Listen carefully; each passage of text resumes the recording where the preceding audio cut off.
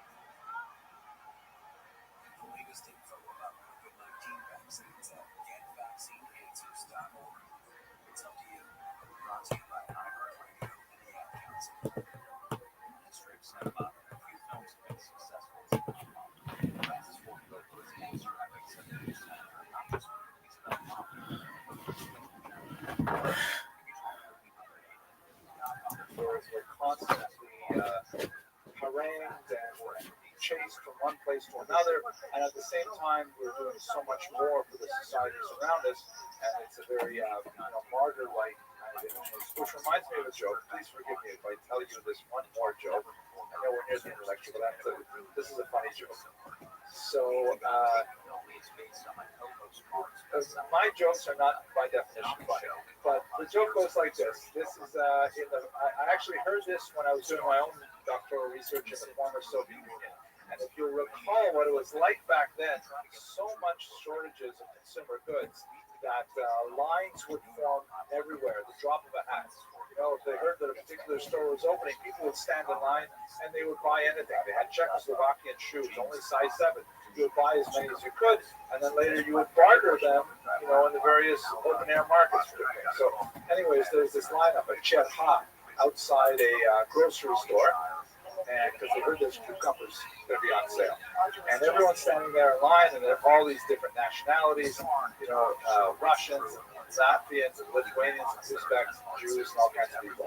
So they're standing in line, and the door opens, or the window opens, and the manager leans out and says, "We've just learned that one of the trucks of cucumbers has broken down. It will not arrive. Therefore, all Jews, please leave the line." So what can they do? You know, they pack up, they leave the line. Closes the window. A little later, he opens up the window. He says, "We've just learned that one of the trucks has been stolen by the mafia, and we're going to have less cucumbers than we expected. So therefore, all Central Asians, please leave the line. Uzbeks, Tatars, Kazakhs, all leave the line." So they have to leave. This goes on. Lithuanians leave, Latvians, Poles, everyone's leaving. Until finally, there's only pure Soviet citizens standing in line. And the guy opens up the door and he says, "We've just learned the last truck has caught fire, and there were no trucks arriving today, no cucumbers at all. Everyone, please go home." So Ivan turns to Petro and says, "You see, the Jews get all the breaks." So, in many ways, the Sefer Yochassin, which is, we're talking now about a 16th century history, follows a model that we repeated over and over again by many historians. It's not the first of this series. You could even say that some of the biblical books follow within this kind of metaphor of the lachrymose model, where the Jews get all the breaks, said with a certain amount of black humor. But nevertheless, it is a testament to the work of his maturity, the work of his old age, as it reflects on the meaning of Jewish existence in the diaspora. So, in terms of his legacy, we get a sense of the importance of people like Zaputo for understanding the Iberian reality. They were somehow, first under Muslims and then under Christians like Zaputo, somehow able to leverage their superior education, their literacy, their openness to scientific ideas to achieve phenomenal success within their societies. With few exceptions, like Maimonides, who were forced to leave, many of them were able to climb to great heights. We've seen already Hasdai ibn Shaput, the great diplomat, Shmuel HaNagid, who amazingly led a Muslim army for 16 years. Incredible thing, they should have been doing this. And at the same time, writing an important Talmud commentary that's published with every tractate Barachot, even to this day. Yehuda Levi, the great secular poet and doctor, who at the same time is entertaining Arabic masses with his Hebrew poetry, with his Arabic poetry, and Ibn Ezra and so on. Abraham Zacuto is the last, perhaps, of all of these figures who is somehow able to bring these things together in a unique form, contributing both to Jewish knowledge through his Sefer Yuchasin, and at the same time contributing to world knowledge through the development of the copper astrolabes and the perfection of the Alphonsine tables. What are the factors that made it possible? It's very hard to identify any that were present at that time that are not present at other times. I would like to hazard, however, that some of the things might be a sort of openness to society in the Jewish world that was not necessarily present in other periods. An openness, an idea that Jews, should not be closed off to any body of knowledge simply because they were Jewish. There was no idea that these scientific endeavors were somehow taboo because they were practiced primarily by Christians or by Muslims. Obviously, we don't have that many Jews excelling in Christian theology. Maybe we do, I haven't studied them. But that's probably, the big part of the reason for their success is this lack of fear of toxicity of outside society. At the same time, as we shall see beginning next week, it wasn't indeed toxic because the ferocity of first the Inquisition and then the expulsion was so unprecedented, so rapid that it's hard to imagine how this could have happened to any other society. The Jews were so well integrated into Spanish culture, both under the Muslims and later under the Christians, that one might think that their position was impregnable, but in reality, that was exactly what brought them down. As we shall see next week, it was the complicated relationship between the conversos and their attachment to the traditional Jewish community that ultimately made the expulsion inevitable to Ferdinand and Isabella, who were slaves to the ideology of the purities of the land. That's something I will have to explore much greater detail starting next week. Like a baby I bear. want to remind you that on Tuesday, not tomorrow, but next week, we'll have an amazing Jewish poetry reading from Professor Yoshua in November. I really hope to see you there. It'll be nice to sit with you in the audience and listen to someone else. Maybe they'll make some jokes and criticize them. But with that, I'd like to conclude the lecture for tonight. Thank you very much for coming, and I look forward to seeing you next week.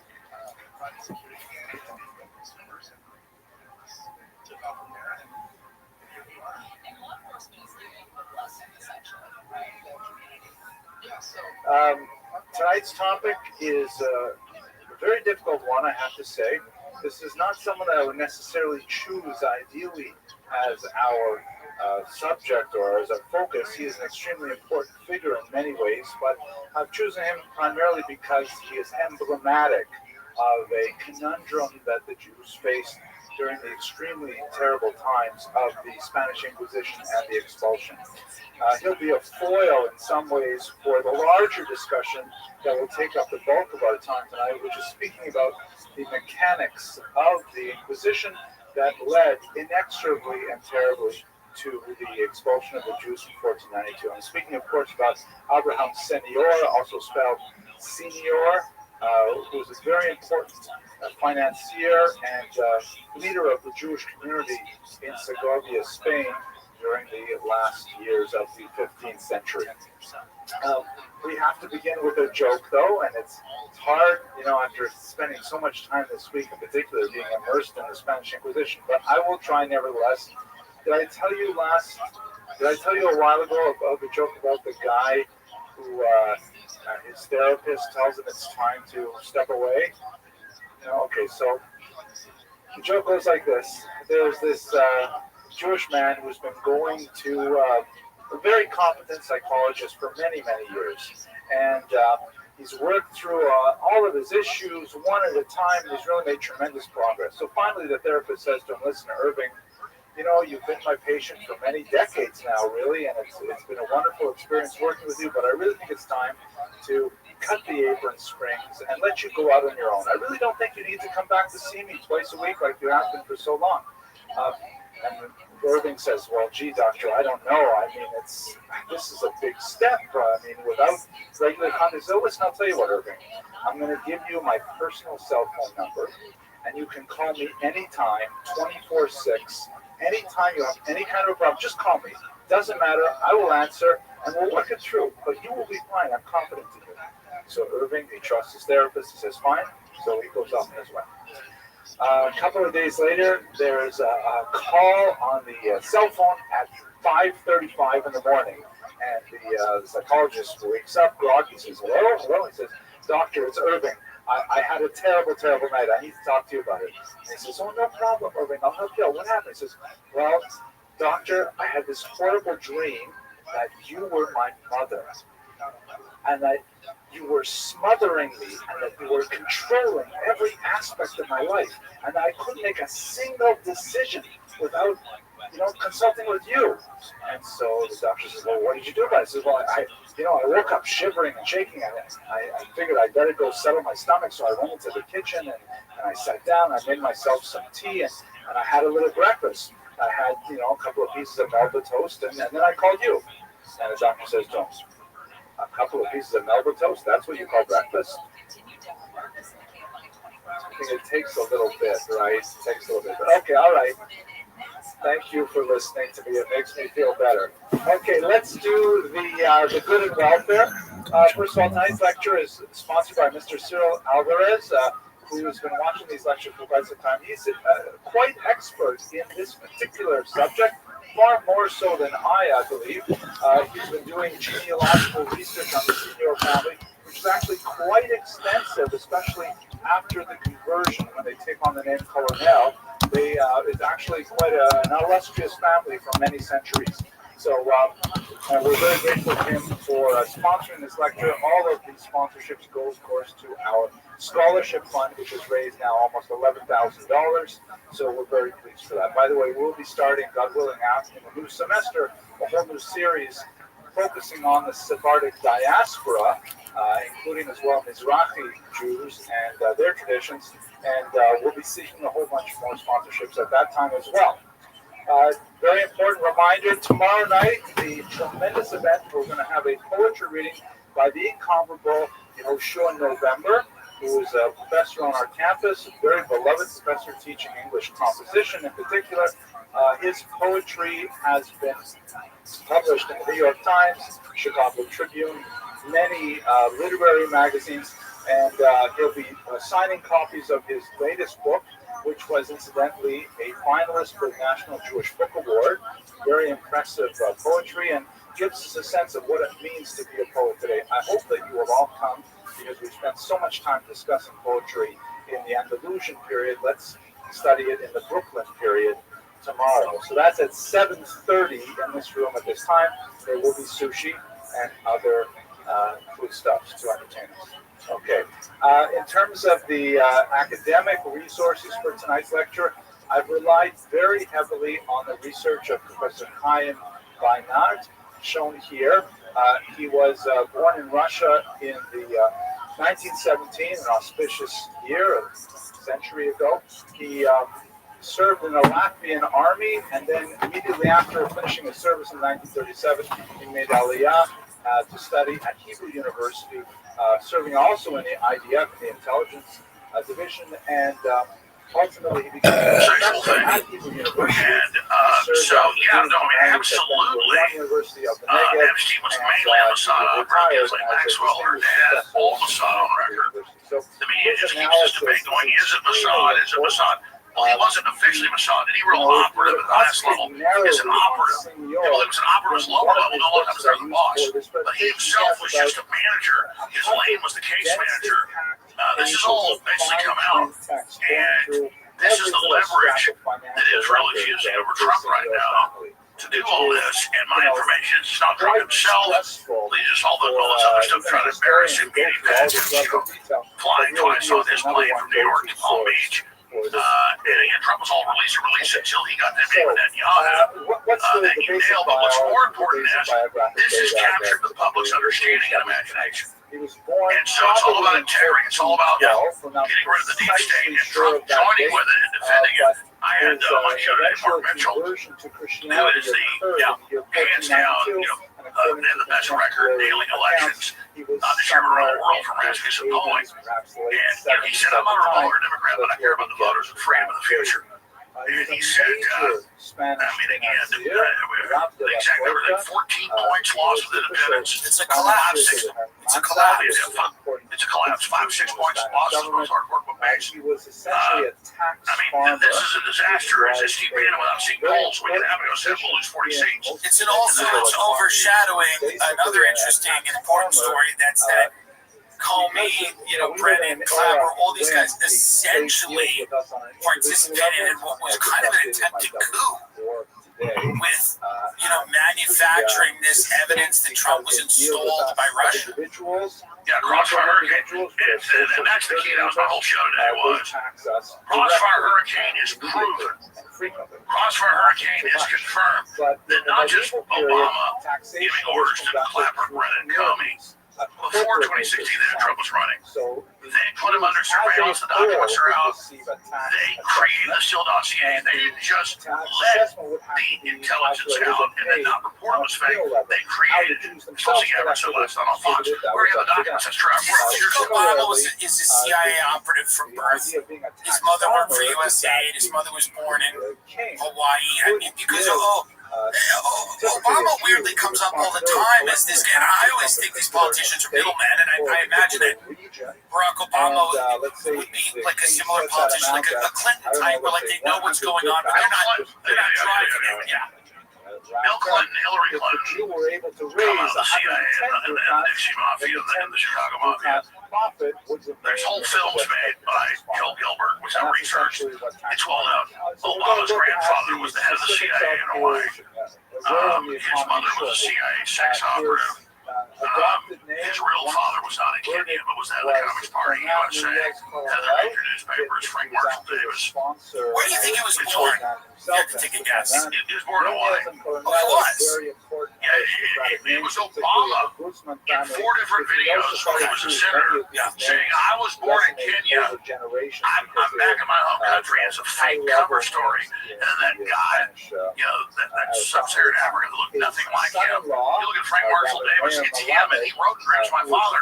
I spent summers with Frank Marshall Davis in Hawaii. He was friends with my grandfather. He felt like my real father. And it's Frank Marshall Davis. Then his mother, Betty Davis, what's that woman with the dark hair? The famous bombshell 50s kind of Hayworth. No, it's the one that did soft porn. It'll pop my head in a minute. The point is they did that style. And in their famous porn that Frank Marshall Davis released, in the same house, it's in photos of Obama with the same couch, with the same pictures, with his mom and Frank Marshall Davis visiting.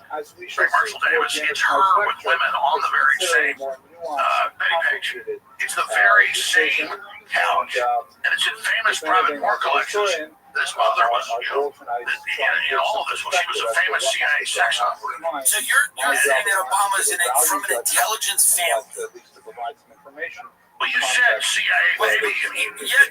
But that's what I feel as well. I mean, and then Frank Marshall Davis, the main publisher of communist newspapers all over the U.S., is a famous pornographer. Right.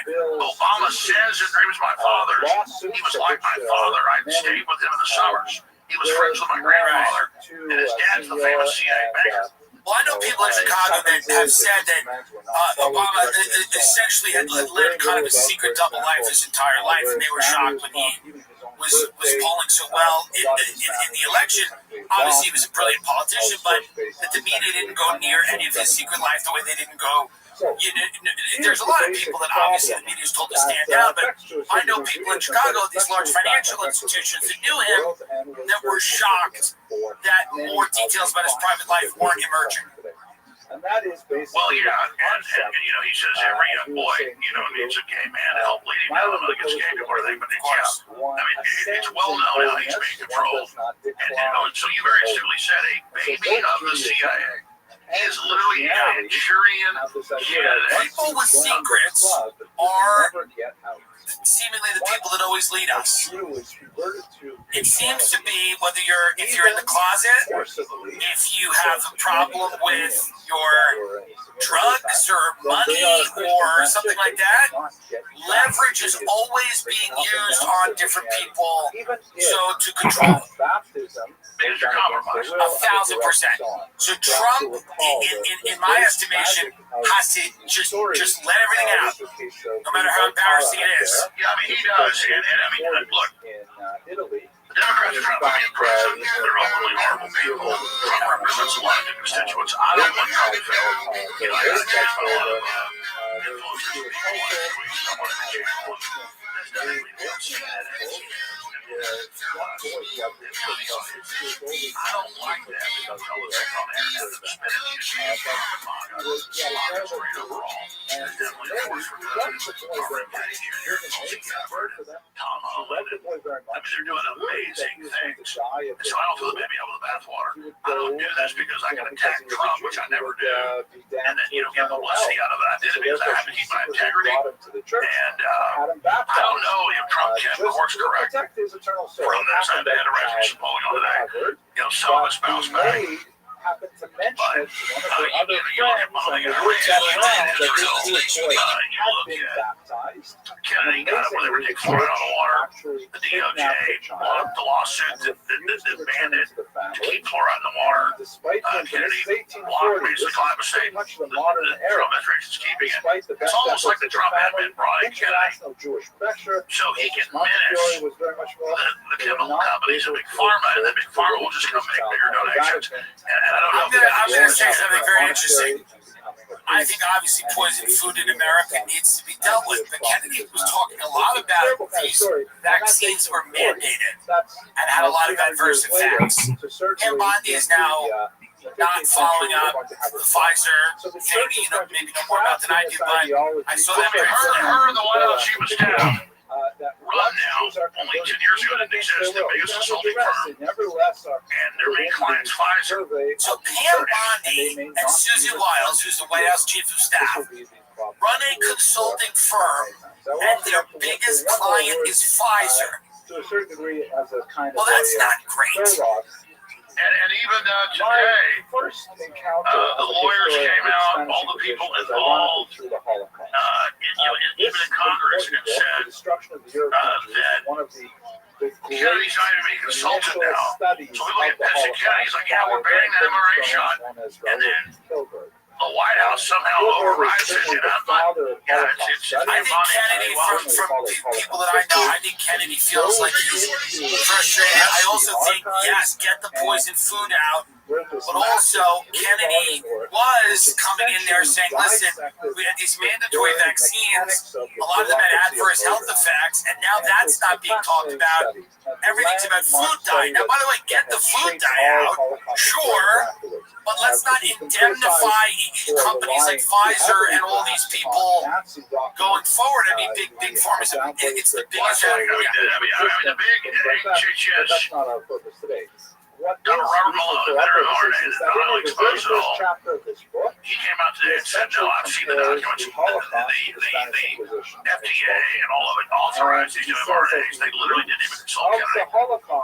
And so I'm not giving Kennedy a pass. I mean, this is going on. So it's a big, giant operation. Susie Wiles gave him the organizational skills that Trump needed to win. So it's the devil you need, the devil you don't need. But was she the chief of staff for his last election? Where does she live part of the year? She works for Benjamin Netanyahu. She works for Netanyahu. She was his chief of staff at his campaign manager. Interesting. I did not know that. That keeps coming up.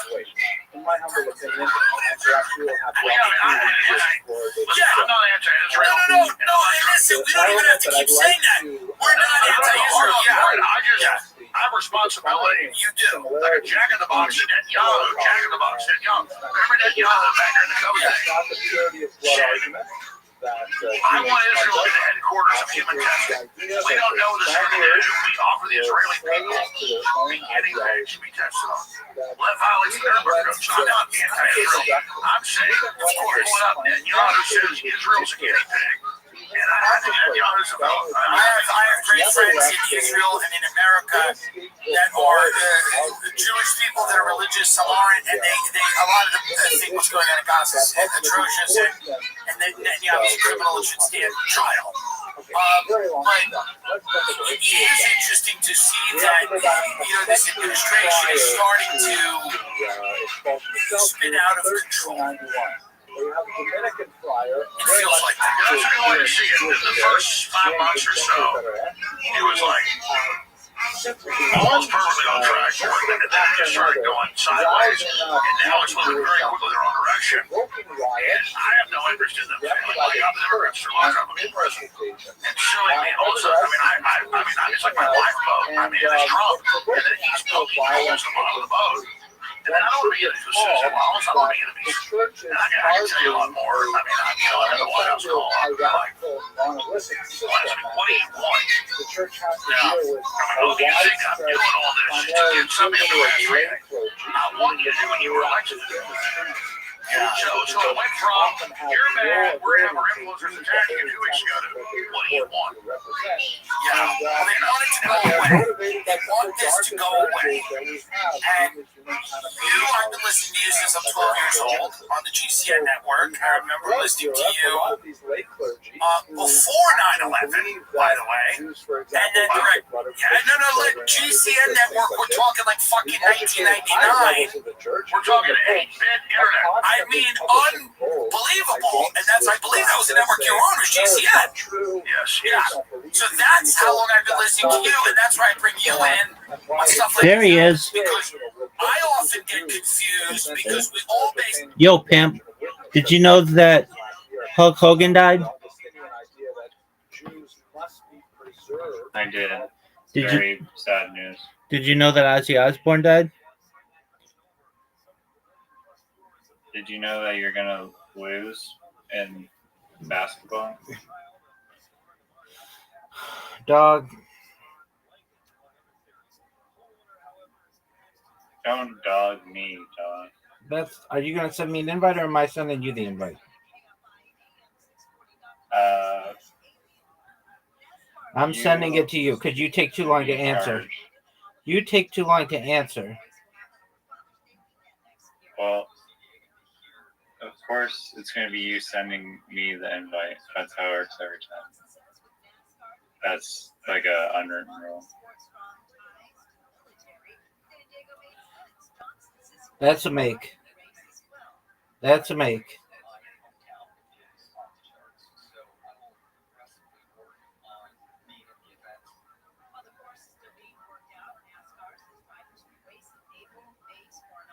Bad. Very bad. Do you just go on like celebritywhodiedtoday.com? No, it's on the radio.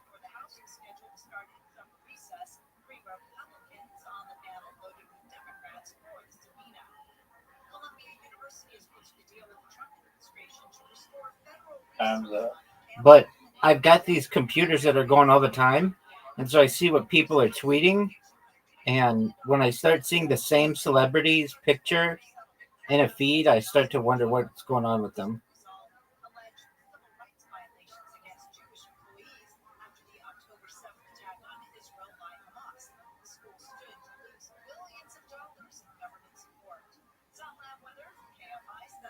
You did pretty well for a dick sucker. Yeah. You did well, dude. Great, man.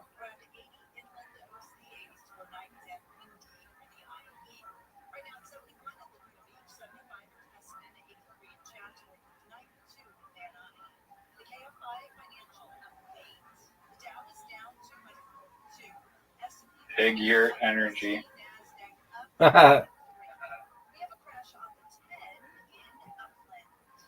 How many people do you think live in a yurt? Millions. How many? Isn't it 1 million? Between 1 and 1.5 million.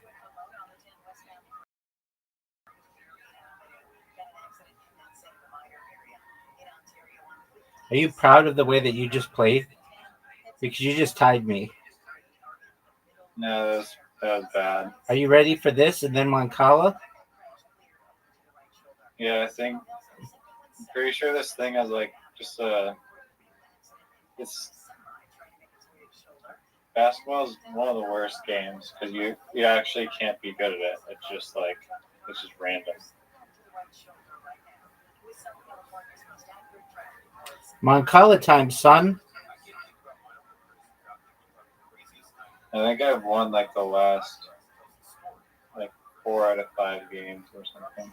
I don't know what you're smoking. You're full of it. Can we do a go 9x9 after?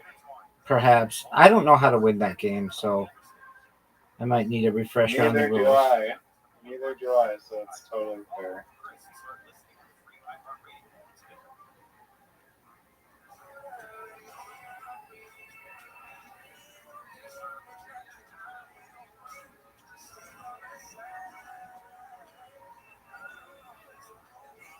What's your favorite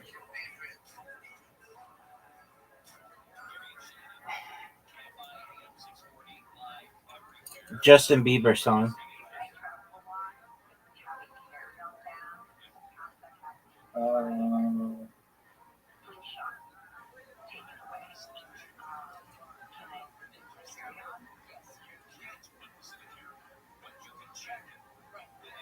They're all pretty amazing. Are you serious? Yes. Okay. Justin Bieber is the best. Do you like Carly Rae Jepsen? Oh, that was pure luck. Awesome. Call Me Maybe? No, that was like the most annoying song ever. That was spammed on the radio for like years. It wouldn't turn off. So definitely not. Fuck. You keep distracting me, fucker. Because you know you won't win. You have to freaking ask me distracting questions. So good job. That was bullshit.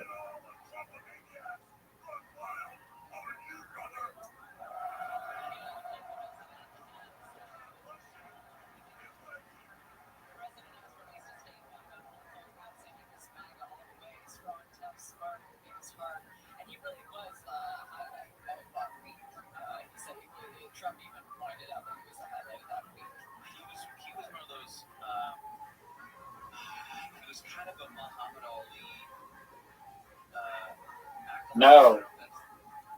What's good, pimp? What's good, pimp? Hey, I won 5 games in a row. Psych B. All right, now I have to read all the rules to go. Okay, board size 9. Comey 6 of. I will, but what's Comey? Okay, board. Go is a 2-player game usually played on a board of 19 horizontal and 19 vertical lines as shown below. One player uses a set of black stones. The other player uses a set of white stones. Do you understand this far? Yep. The object of the game is to get the most points, which are earned by surrounding territory, empty intersections, and opposing pieces. Gameplay. Placing stones. Beginning with black, each player in turn places a stone on an empty intersection or point. Once placed, a stone is never moved, although it is removed if the opponent captures it. If any stones become completely surrounded by opposing pieces, they are captured and removed, as shown in the example of the white stone below. A stone or group is completely surrounded when it is not adjacent, in any horizontal or vertical direction to any empty intersections. Liberty. An empty intersection adjacent to a stone or group is called the liberty of that group. An empty second. Okay. In the above example, white stone has only one liberty, the point marked X.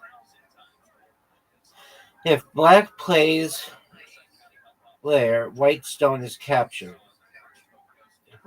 Okay. In the below example, a solidly connected group of 4 white stones has only one liberty, X. A black play there captures the group. Captured stones or prisoners are kept aside and counted at the end of the game.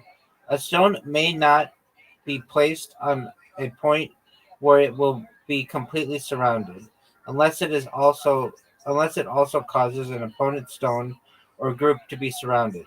If a move causes both players' stones or groups to become surrounded simultaneously, the stone or group belonging to the player that made the move survives, and the other stone or group is captured. I don't get that. Okay. In the above position, both white and black can make a capture by playing at the point marked X. If white makes the capture, the position will be shown in the second diagram. If black makes the capture, the position will look like the third diagram. Oh.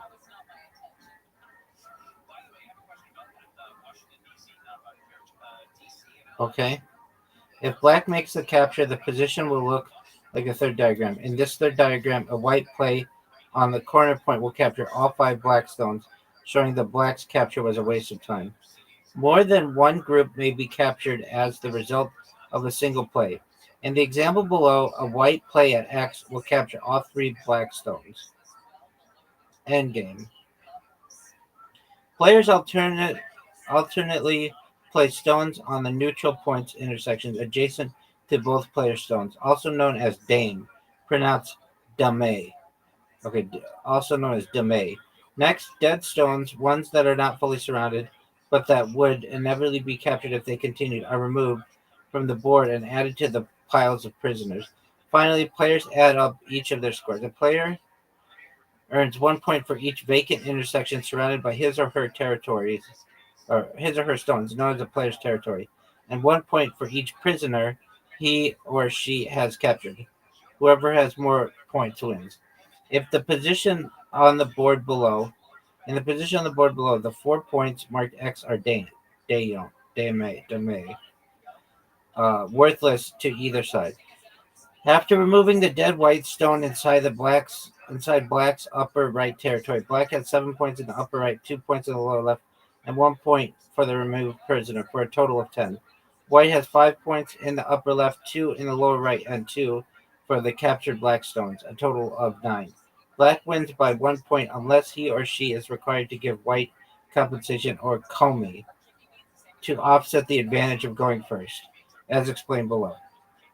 If a player had to surround them completely, he or she would lose 1 point for each intersection that was filled in while surrounding them.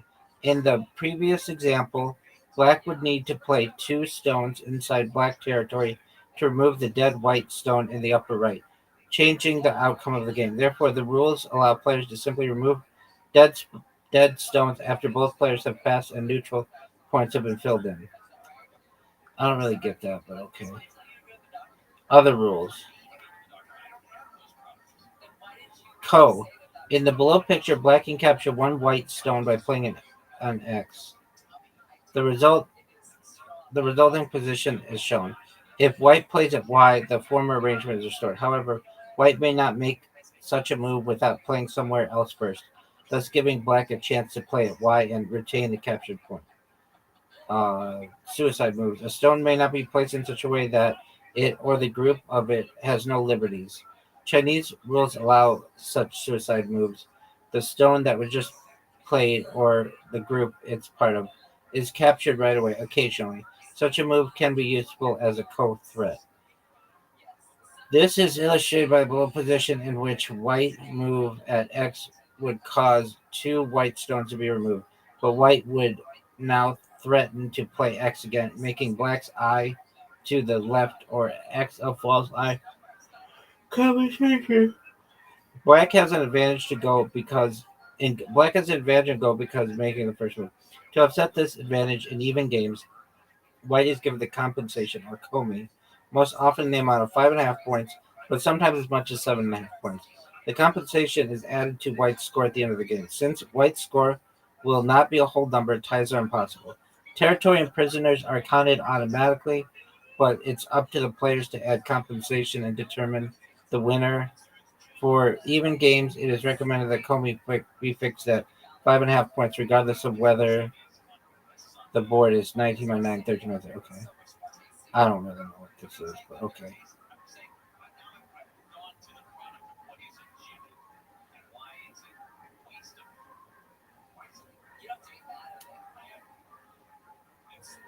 I don't think you're supposed to go in the middle, by the way, when you start.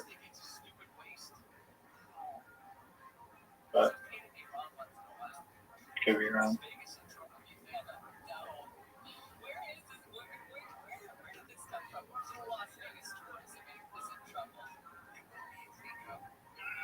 And I think like the liberty rule only like applies to the outside.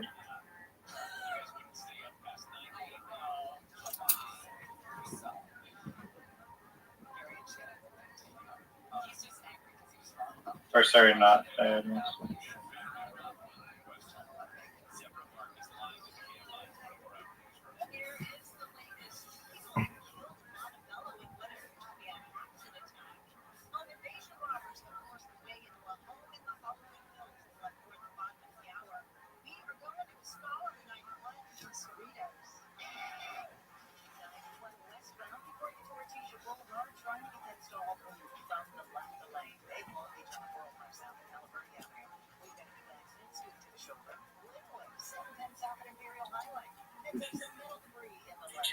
Wow, going as White is such a disadvantage. You have a 6.5 point lead, dog.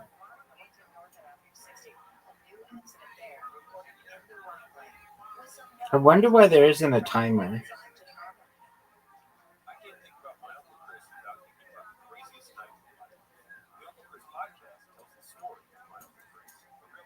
Are you gonna go?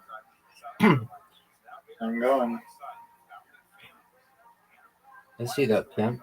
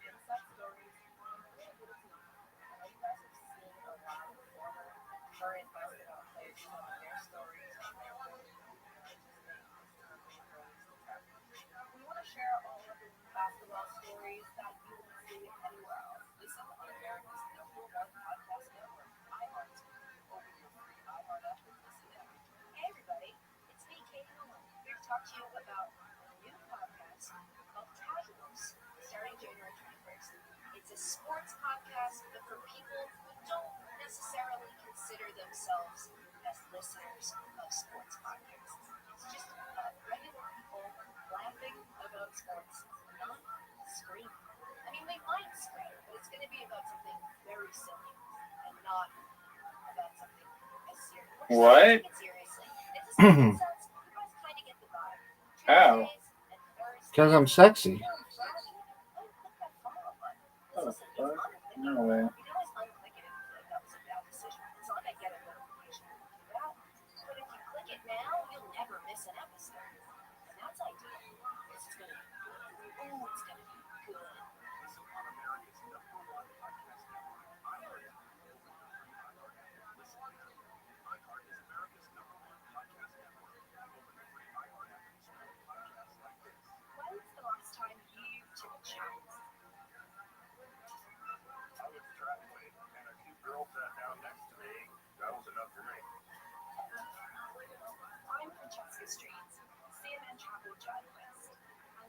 is Chance Encounters, a podcast about the incredible connections we make while traveling.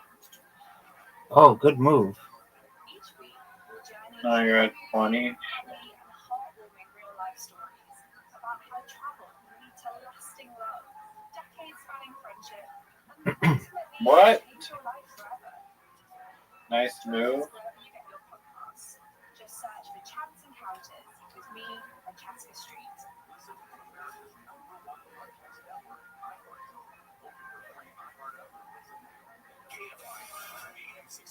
What is happening? Oh, I can't repeat that.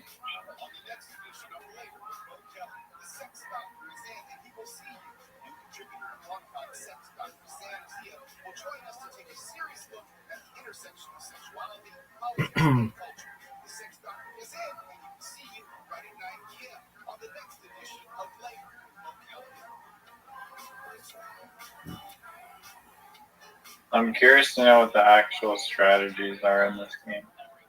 To win?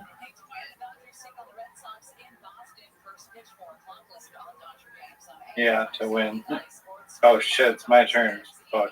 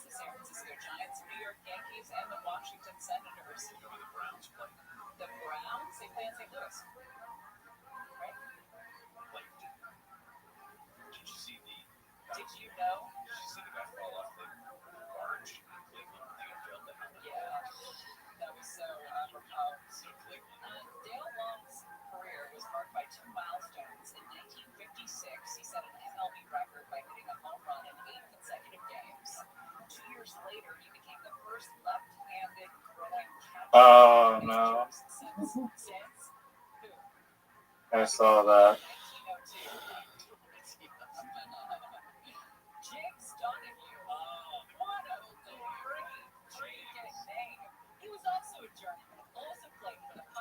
It's confusing to me, like, who's surrounding who. Because it kind of doesn't seem like anyone's surrounding anyone.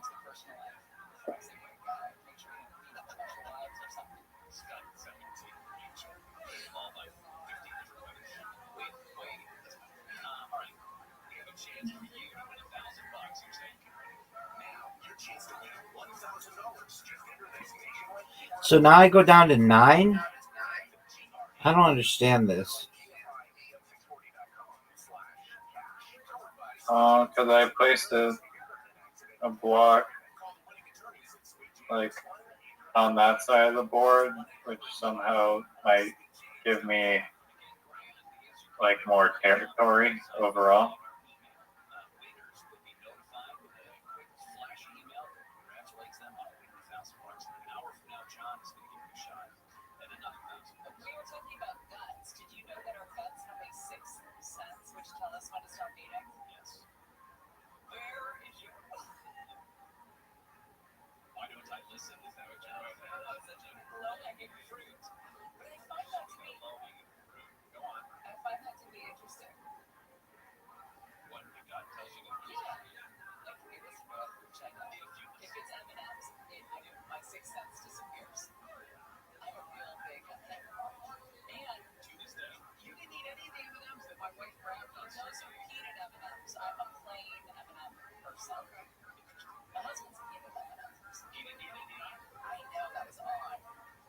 Are you thinking a lot about those next moves? It's your turn, dog. That just happened.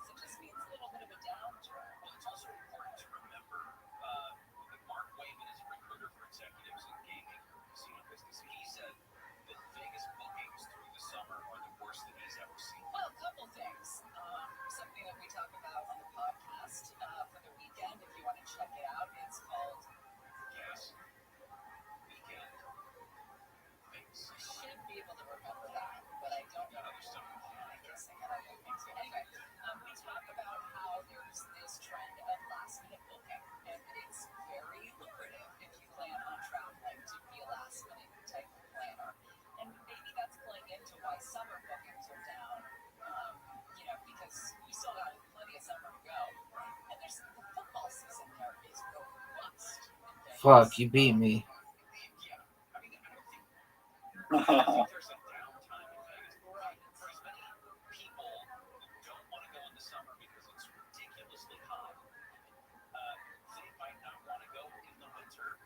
I mean, it's not over yet. There's still some territory up here. But...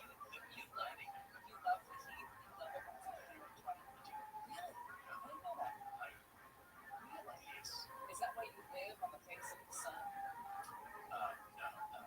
But it is why I I mean, I also live on the face. We all live on the face of the sun in Southern California. redoing some of our backyard, and I'm just going to put a giant steel plate out there. So when you go lay out in the sun, just lay on that steel plate. What kind of degree burns are you into? I've had 30 burns. Yeah. Right. Hmm? You gotta be careful with your gonads because those usually have seen the sun. Oh no, you got shit. Domestic travel for the first half I'm back. Because I'm a pimp. Last second. Close the rabbit that I was out. Vegas actually did pretty well. Eventually. Wow. That was so close. GG. I still don't get it though. So let's see here. I guess I got 1, 2. I don't get it. I mean, I don't get it. Like you see where there's base, like on like the edge, on like the right edge, you have like those black pieces that, and there's two like intersection points, like those corners that aren't touched. That means that you own that space. Right, I get that. I get the capture thing. That's a tough game. You know what's more fun though?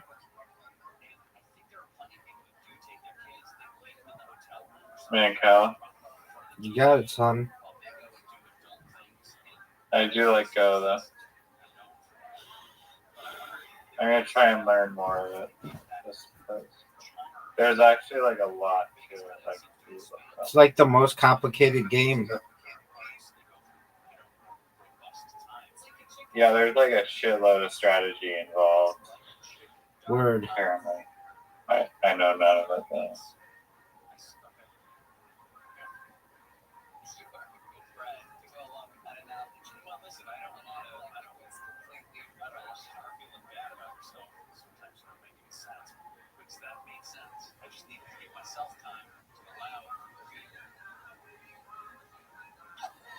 You're being so polite because we still have guns on the table. It's a very polite society in here. Strange science when we come back. Miss any part of our show, you can always go back and check out the podcast. Yes, we'll get all into the 6 sense and your gut and how it controls how much you eat. And this one also, white bread makes us sad. It does weighs me down, and you know what? I'm like out of protein for this. I did not mean to do that. Really? You disagree with I would have won if I didn't do that.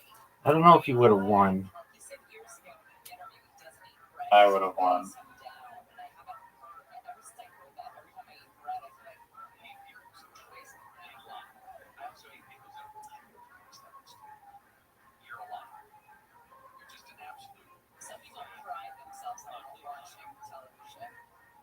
Yeah, and they lie Like about my great aunt who did not even sleep in the same bed with her husband. You know what I mean? I mean, she was very smart, but they had double beds. I mean, they had twin beds. They could go see the television. I don't know. Gary Chapel. Welcome. Deborah Mark is live in the KFI 24-hour Israel.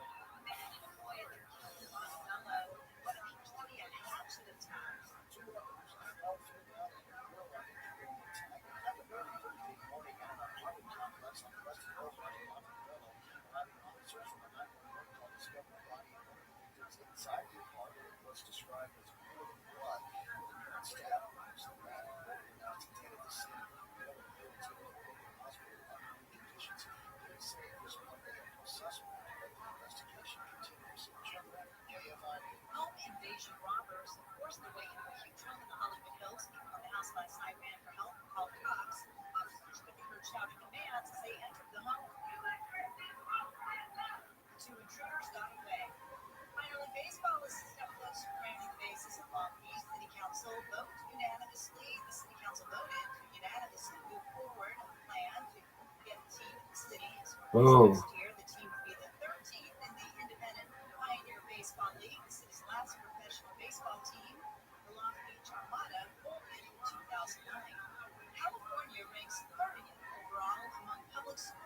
You're gonna have to get rid of 15 eventually, son. What do you want me to do, baby?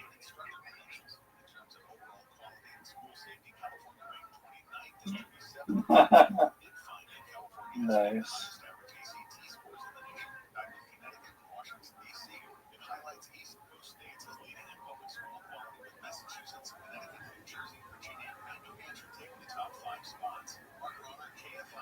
What's gonna happen? I don't think we've ever seen a 16 before.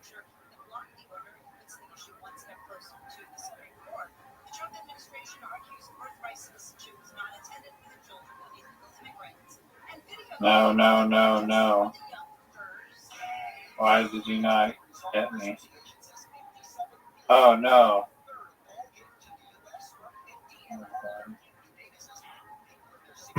Gotcha. I can still tie. No, you can't. It's over. I can still tie. I don't know why you say that. It's over.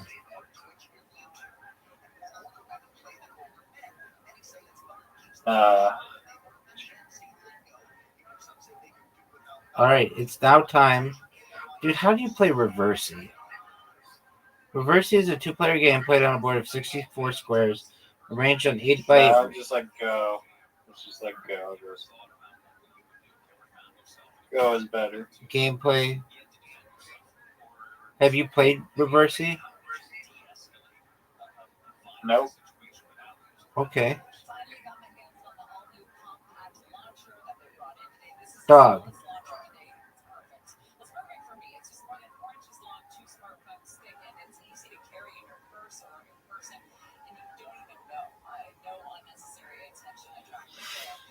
You have an invitation, dog.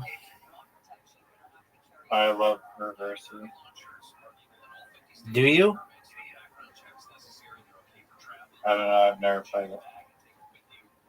Can we play dominoes later, please? Yeah, I don't really know how to play that.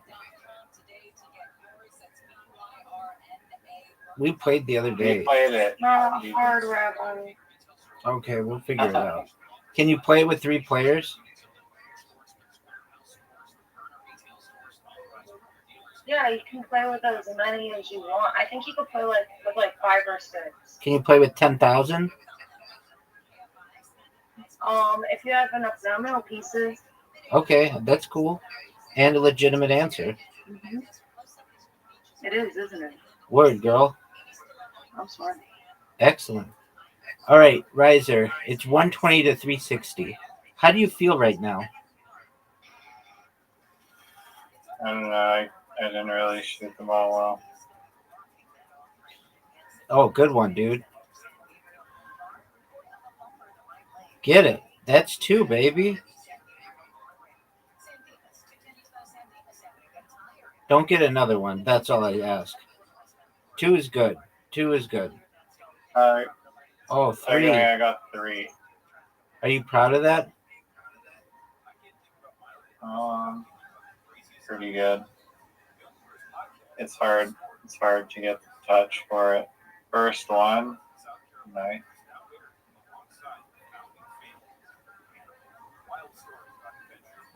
Oh, I missed the board with one of them.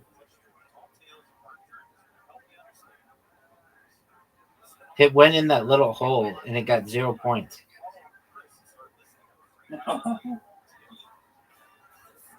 I didn't think that was possible. Oh, it's definitely possible, son. You've got a chance to win. That's a miss. That's a big make, dude. Big make. You should be proud of that shot. That's a miss. That's a miss.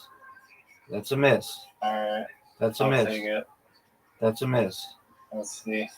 Oh, huge make, dude. Huge make. Pressure Gotta is beat 760. pressure is on, son.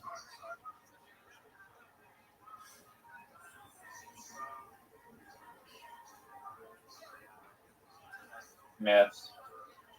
It's a miss. It's a make. He needs one more. 1 out of 6. Nope. Shit's garbage. All right, dominoes time. I don't really know how to play this game, Victory. but That's 2 in a row, dog. Audie, Archery. Quick draw. Audie, you can only play with 2 people. What? That's bullshit. I agree. We'll see what else you can play. Okay, let's play this game. It's called Audie. Are you ready to play? Yes, I am ready to play. Okay, it's like Tetris. You just play it like Tetris. Do you know how to play Tetris?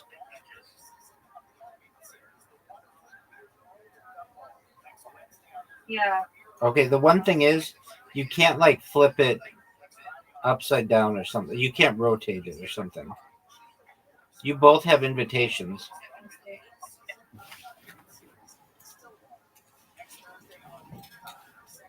First time tap. All right, here we go. 5, 4, 3. I like this cyberpunk background. It's baller. I love this kind of background. It's my jam. Oh. Oh God! All of it. No.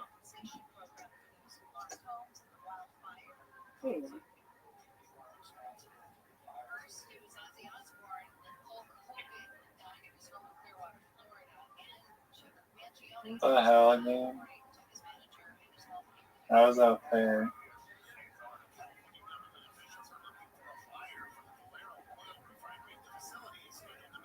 Oh. That's what this is. Oh no. This is. This is not going to end well.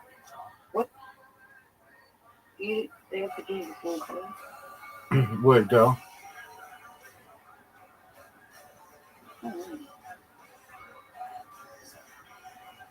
Okay, actually.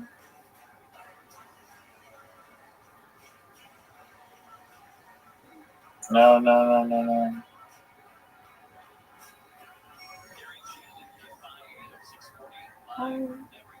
How am I supposed to do this?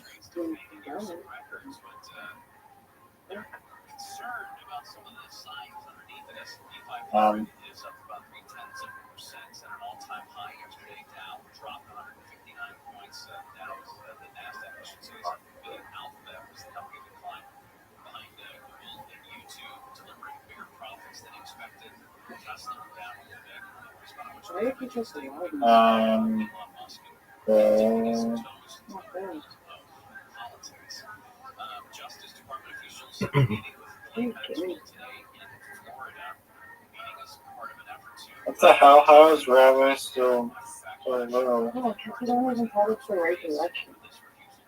I mean, I would really say it's because of my sexiness, but it could be for a lot of reasons. Game over? Oh, I won? Let's play again. Rematch that shit.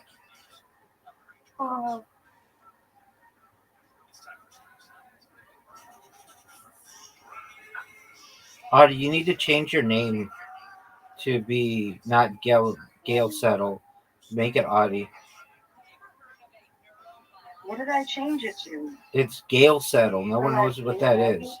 No one knows what Gail Settle is. Oh, on this. Okay. Who cares what it is? You know I what do it is? because I don't know what I'm looking for when I'm trying to send you an invite. You already do. You fucking Gale. Yeah, I'm not keeping track of two names.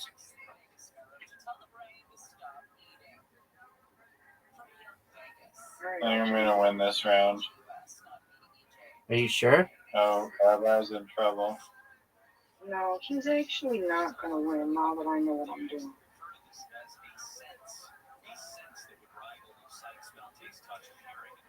There are certain mice that lack this sensing system. These mice ate more food, they gained more weight. Is there a way to test for this sixth sense? Like, could we be missing it, some of us? Oh shoot! Like when I see the back I like this game. does it run and hide? I'm pretty bad at this. This is hard. Well, I think my brain's too slow for it.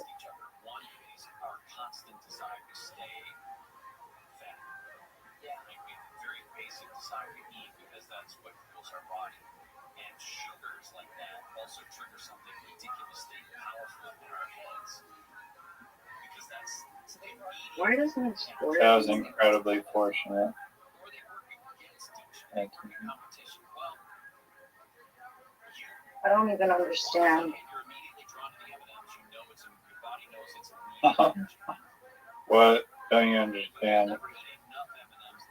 I don't understand. So this shit floats down, and then I just move it, and that's all I can do. You can change the order if you tap. I didn't know that. Yeah, tapping helps a lot.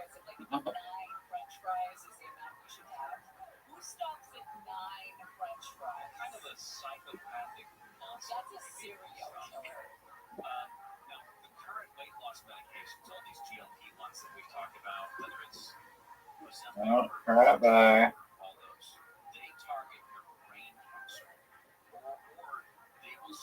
Are you gonna win this game, Big Dog? I'm trying. No. Okay.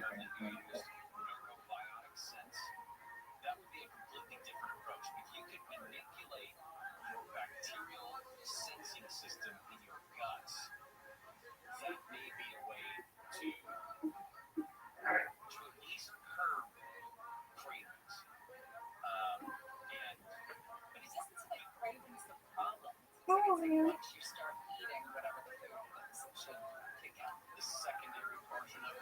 Uh-oh. Like when you had that brownie. Where was the pretty young Vegas? Where was the end? There was no end. There was no end until it was gone. You did not finish it. Until it disappeared. We do have a plane-side asteroid headed for Earth. Let's go! We've got that to tell you about. We've got Red making us sad to get into as well. I have a sad story to tell about a spider. Shoot. So I used to be terrified of spiders. I too would just throw phone books. Back when we had phone books at them, when I lived alone, or I'd spray them with whatever was in a spray bottle around my How did they not explode? I have 4 in a row. peroxide my hair. The spider would get peroxide. Febreze does a lot of insect killing. They're not exploding. Wow. Champion. All right, let's read the rules. How to play. History of Plaques. In 1986, famed game designers, also twins, George and Jerry Stamwer, released Plaques, a classic arcade game that spawned a cult following. Mysteriously, 11 months after the game's release, the Stammer brothers went missing, along with the game's source code. All Plaques games were rendered unplayable when a kill switch of the game was activated. The team at Play-Doh has recently unearthed a cassette containing the source code from the New Mexico desert.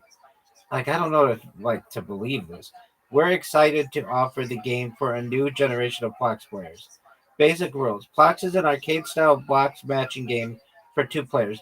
Players create matches by aligning 3 or more of the same colored blocks. Matches are created when 3 similarly colored blocks are aligned either vertically, horizontally, or diagonally. When a player has any blocks filled over the top of the board, the game will end.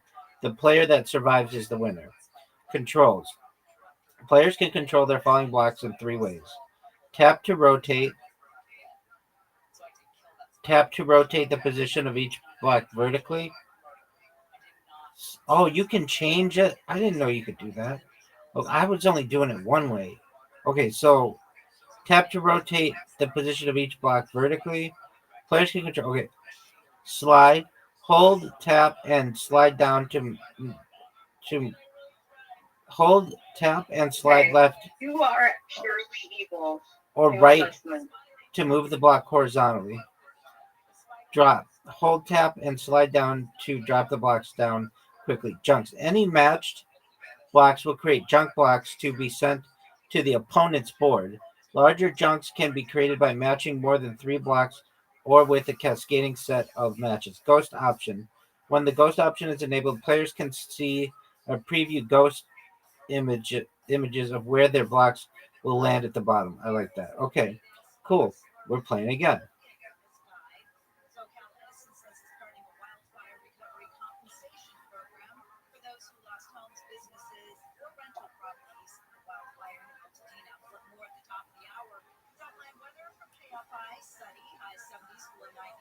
Right, sir. May I ask why you suck so much dick at this game?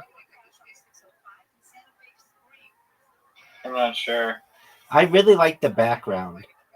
It's very cyberpunk. Baller as fuck, son. Vaguely. It's baller as fuck, son. What if you found out that What if I found out what? just not touching anything and not rotating it is the best way to do it? It's not. I already found out for it. We had Audie who experimented with that theory. Yeah. Yeah, Audie is going against the theory and she's already like halfway out. Saturday workouts.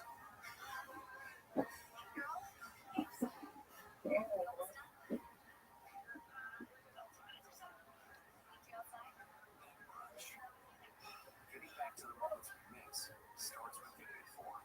Get the latest info about COVID-19 vaccines at GetVaccineAnswers. Sometimes it explodes 3 and sometimes it explodes 4, and I wish it was more consistent.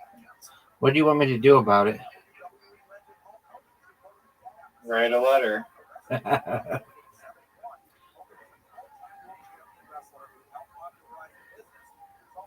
What? I have 4 reds. How many more reds do you want me to stack?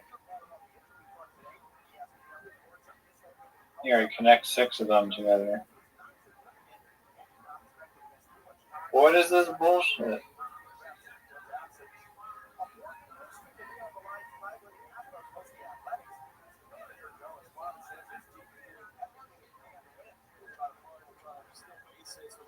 How are you guys surviving so far? Because we're sexy. And we know it. Exactly.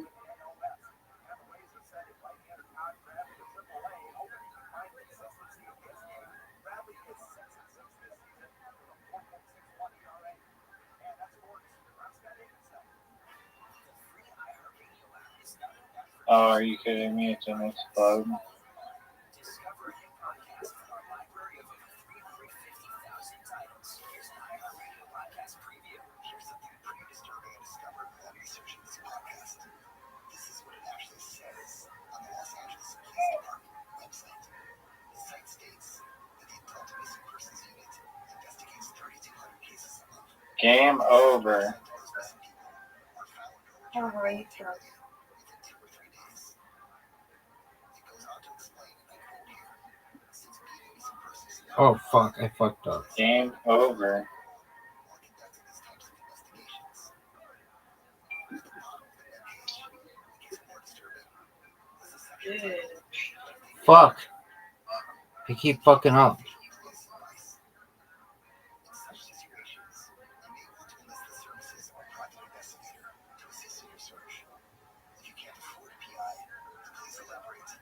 Oh, Audie, you might beat up. You can hang in.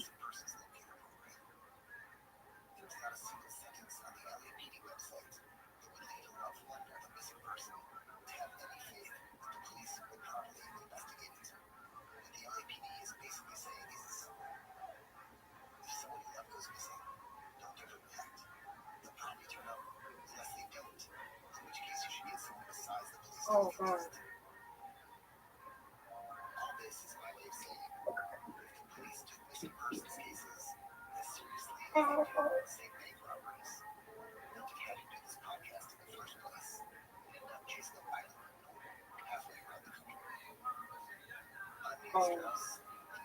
Let's see.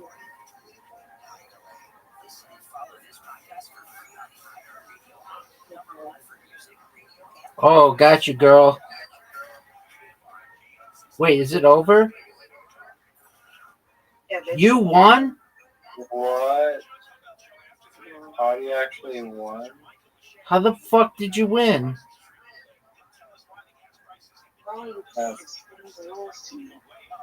That's crazy. I'm shocked.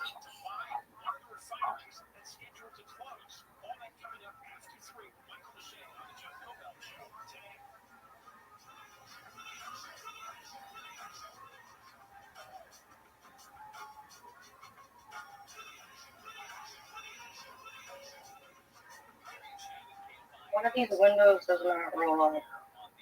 This is about to be not good. I'm also going to do nothing about it. I'm not just going to somebody else to do something about it. Do you know how long it felt like it took to get to Friday when you were not here? I forgot what day it was. I know, good for you. Isn't that nice? Do you still go home this week and put on coconut shells? No. Just the strip. Just so you don't bother to have the nipples at this point? Dog. Your wife? Sometimes she's there. Okay, never mind. That didn't deserve a follow-up. So I danced in Mr. with the blue cups on. Don't you get that?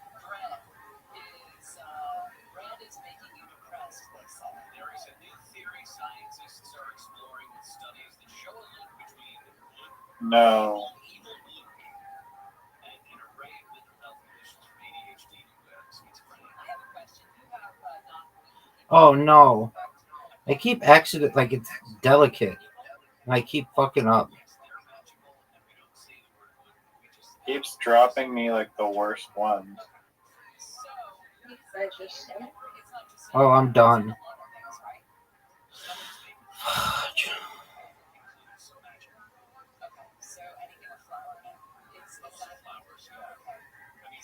Are you shitting me, dog?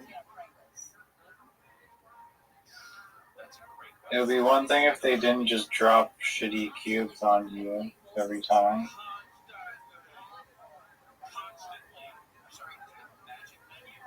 I'm sorry, do you serve magic pizza crust? When you have these people in your home, Oh, wait. Was that what I was doing?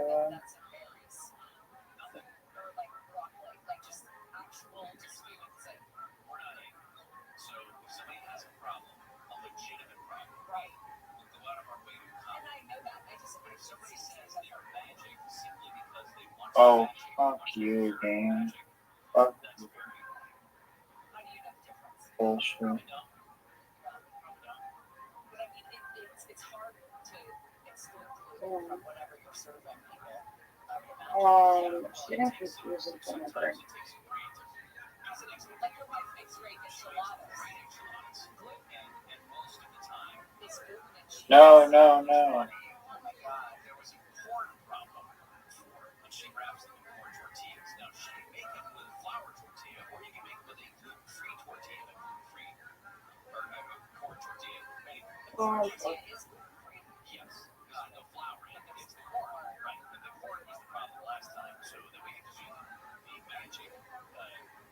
Shit. Which wasn't a problem because there was no one hand. Do you ever just want to take a crap?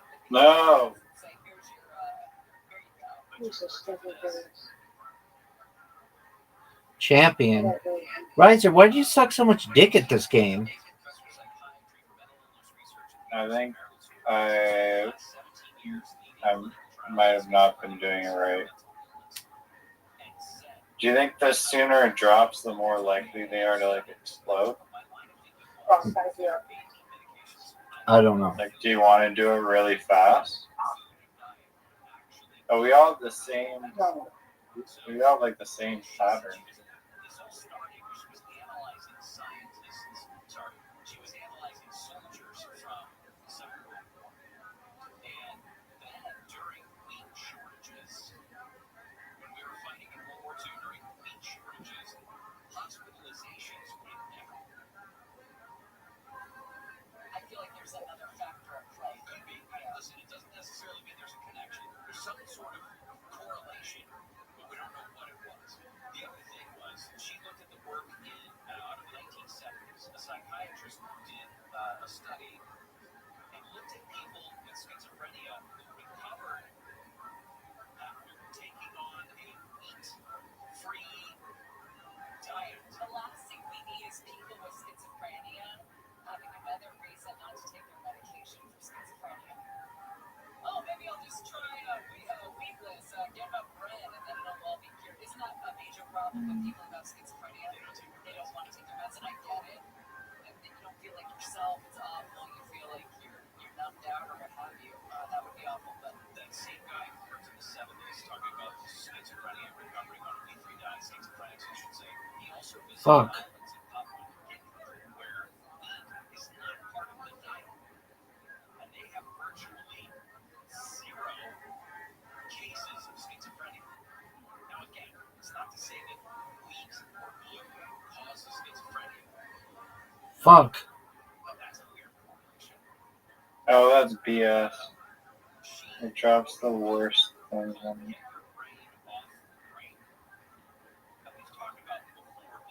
Fuck. There's a bunch of proteins that are found in wheats and barleys and rye, wheat grains that are found in breads and pastas and pastries, which is what makes them taste so good. Some people are sensitive to gluten, which means their immune system will fight against the gluten because it considers it a foreign invader in the body. Shit.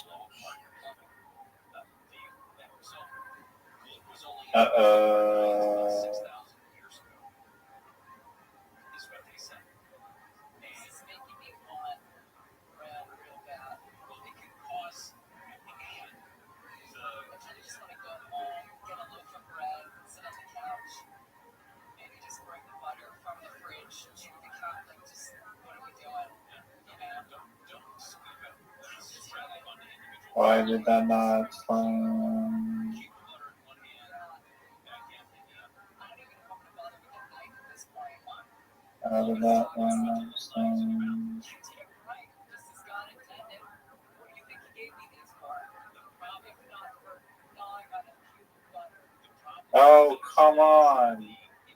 Champion. Can't stop, won't Oh, stop. survive for like one more second. Rockefeller. Wait, how far up was your thing?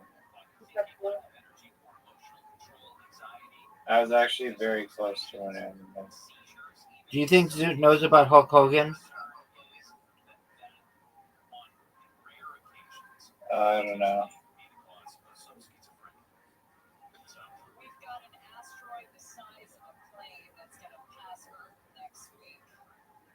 Get out your crystals, burn your sage, Okay. do whatever you Ready? picture this thing as a direct hit. I mean, that it misses, that's what I meant. It's not gonna come that close. Distance of approximately 393,000 miles. Isn't basketball pretty good? 1.6 times. Yeah, we can play basketball after this. I guess. You love that game. All right, I'm excited. No. It's Friday. Are you excited? I know some secrets about tomorrow's show already. I'm not telling you. Really? So you better come. Oh, Better be. I'm excited. Secrets? Are we getting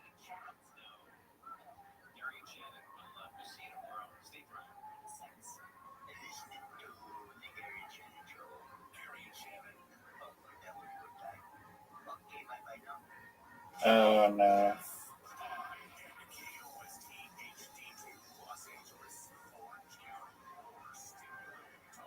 Wrestling legend has died. I'm Deborah Mark, live from the KFI 24-hour newsroom.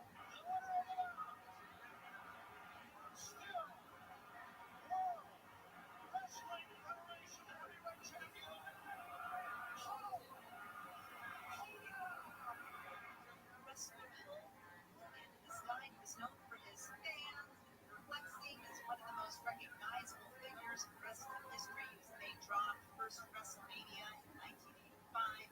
He also appeared in films and the reality TV series Hogan Knows Best. He died in Berlin, Florida at the age of 71.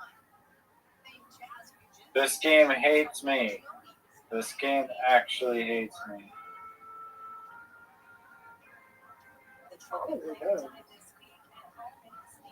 It gives me the worst pieces. Like it just, the ones that it drops out of the sky, just.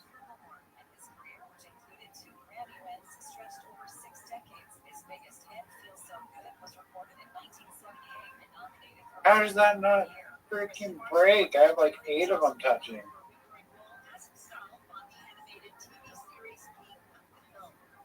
SoCal Edison says it's starting a wildfire recovery compensation program this fall for those who lost homes, businesses, or rental properties in the wildfire in Altadena. Also covered business disruption, smoke and ash damage, physical injury, and fatalities. Attorney Ali Mogadis represents fire victims suing Edison. Says news of the program is telling. The details haven't been released yet, but if the past is any indication, we know that this is going to be an attempt by SE to settle quickly, cheaply, and quietly. He tells KTLA that's not going to work. He says he's looking forward to trial next year. California is looking for someone who wants to buy an oil refinery. Champion. Can't stop, won't stop. Basketball time, folks.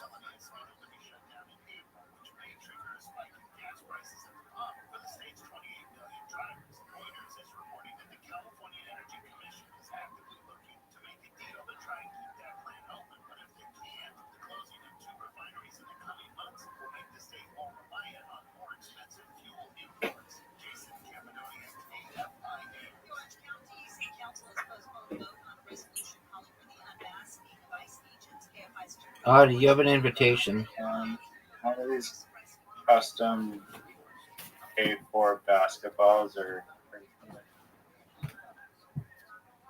there's a disco ball, there's a cookie.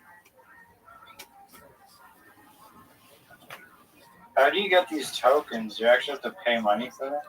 You can. It's like 20. You get 20,000 for $9 or something.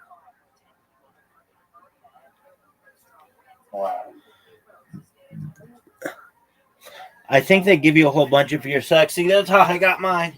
And or played ranked games. I earn them through ranked. Word, I think. That's a miss. That's a make. That's a big make. It's a make. That's a make. That's a make. Big make. Make. Big make. 11, dude. That's a huge round.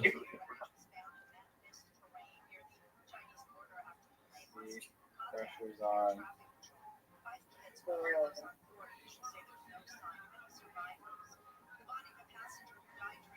Look at the skill. Look at the skill right now. He's not stopping. Can't stop. Won't stop. Oh. I hate when, like, I think I have one last shot, and then it doesn't let me take it. Go, girl. Good one.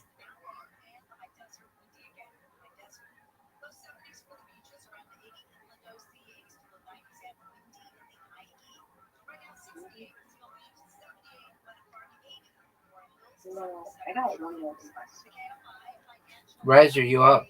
Are you ready to not suck dick? Here we go, folks. Riser, trying not to suck dick. That's a miss. That's a miss. That's a make. That's a miss. That's a make. That's a make. That's a make. That's a make. Oh, what? That was really bad. 5 points. That was sucked really, dick, really son. bad. Downtown LA and the Lynton North Mountain where you're Fifth Street. They get that exit cleared from the middle lane over to the right shoulder. But your 110 northbound has delays now from Florence Avenue. Mid-City LA, the 10 eastbound and Normandy Avenue stalled in the Senator Reiner area. Heads up in Eagle Rock on the 2 southbound. Wow. Like a pro, baby. That was impressive. Now what's it gonna do? Hop up and down? Yeah.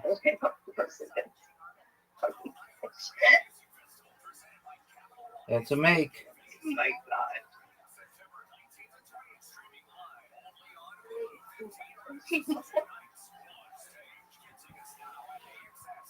Riser. You need 5 to tie. I'm in your head. Easy. In your head. In your head.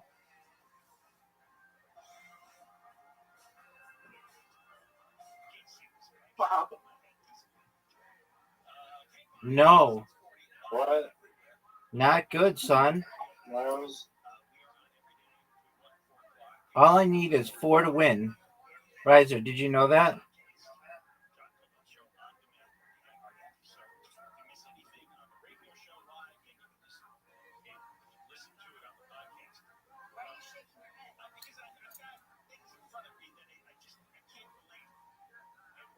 that was a good score. 30, baby. Can't stop, won't Congrats. stop. Mini golf time. Congrats. Damn. Oh my god, who called? Yeah.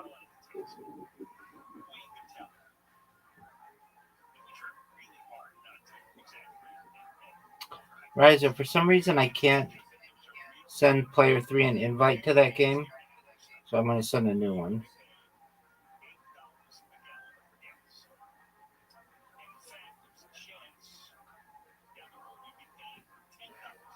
That's fucking rude.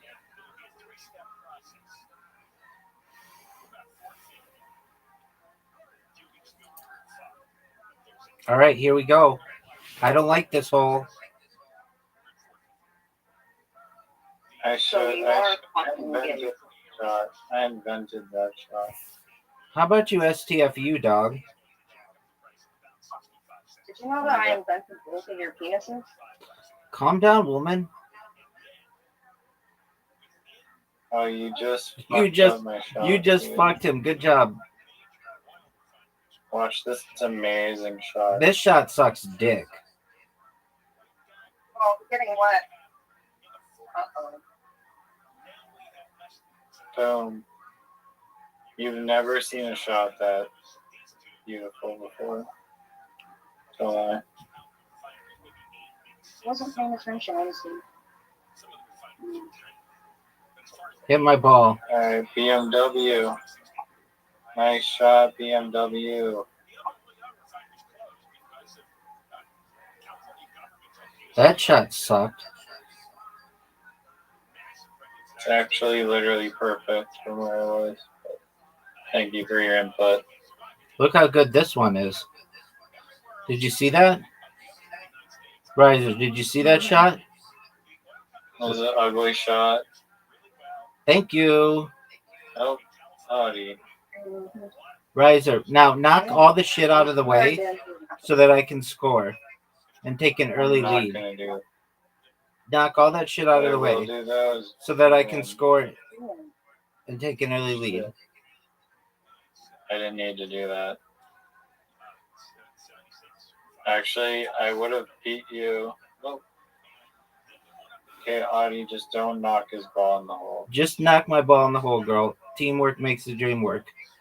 Well, I'm worried about my man. I didn't notice those arrows in time. You ready, Rabbi? Dog, I've never been more ready in my entire life. Are you fucking serious? That was Get out of here, dog. hit me in the water. Nope. That was one of the dickish Make it. shots. Make it. I've ever seen. Knock me in the hole, dog. Dog, catch me outside. How about that? If you don't talk to it, I don't talk to it. Oh, no way. She's going to win. If you don't talk to her, I don't talk to you. I love If it. she don't talk to it, I don't talk.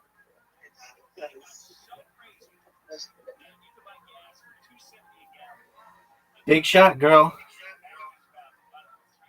Are you going to make it? Or are you just going to sit there and jerk yourself off raw? To server. Well, I'm gonna wait for my fucking internet, bitch. Been there.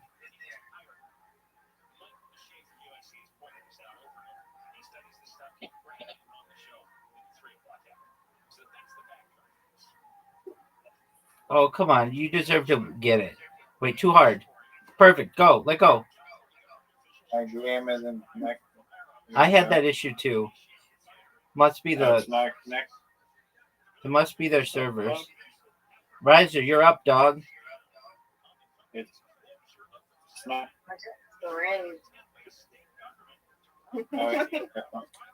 It's the Play-Doh servers. Perfect.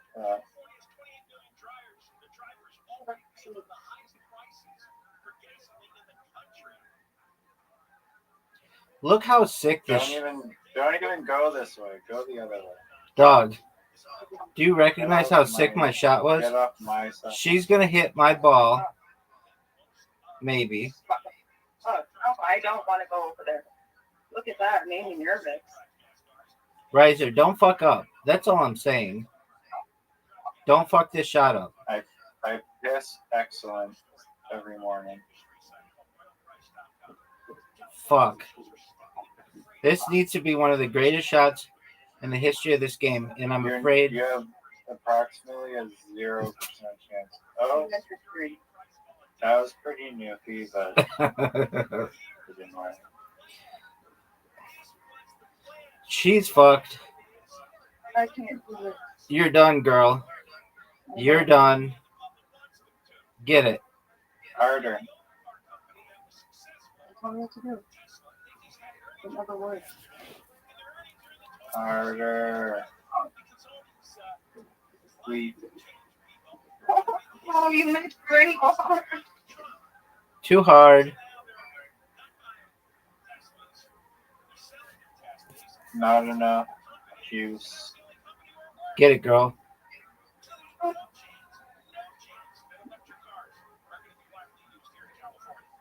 Rabbi down by 2 strokes. I hope it gives us a good hole. After like, where if you go first, you can hit it off the tree and get like a hole in one. You said I go.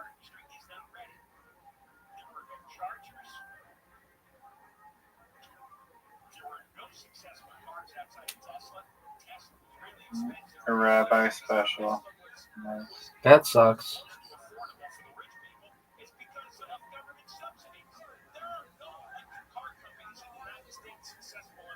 Let's see your perfect shot, Mr. Perfect.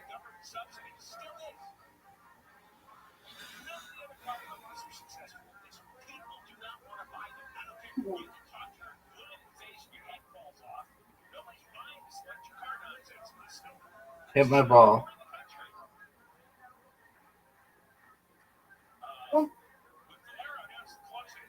Riser, don't suck dick. Dick sucking. Oh, what? That was a major league dick sucking. Are you serial? Get through. Knock all that shit down. It's your turn. Gail Settle 23. Gail. Call me Gail. Gail Settle. Oh, come on. Gail Withers. That's my new name.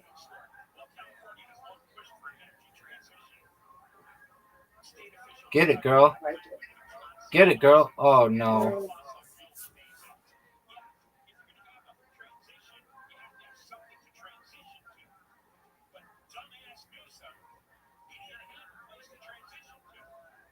Blast it.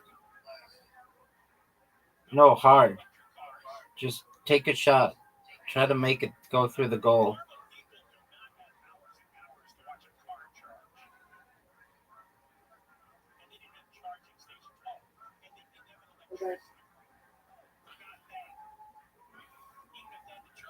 Blast it through. You have to make it.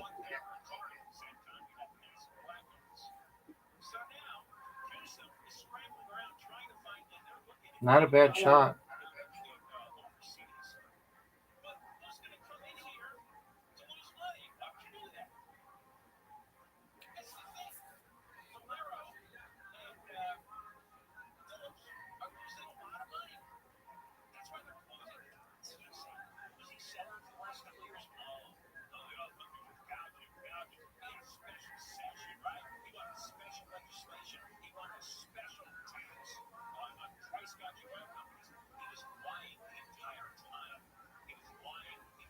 Look how sick. Look how sick. Oh, dude, Riser, you fucked me. Riser, you fucked me. That was not cool, dude. Yeah, Now Audie has to hit my ball. Get it, girl. she won't do that.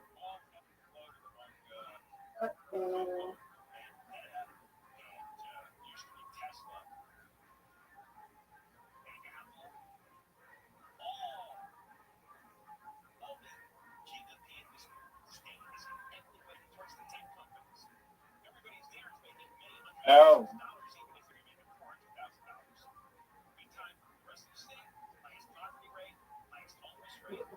Stop.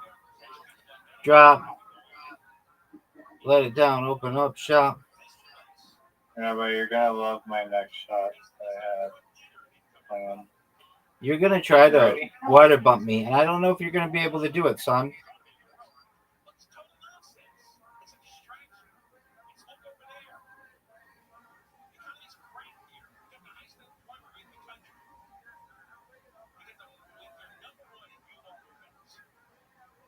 No.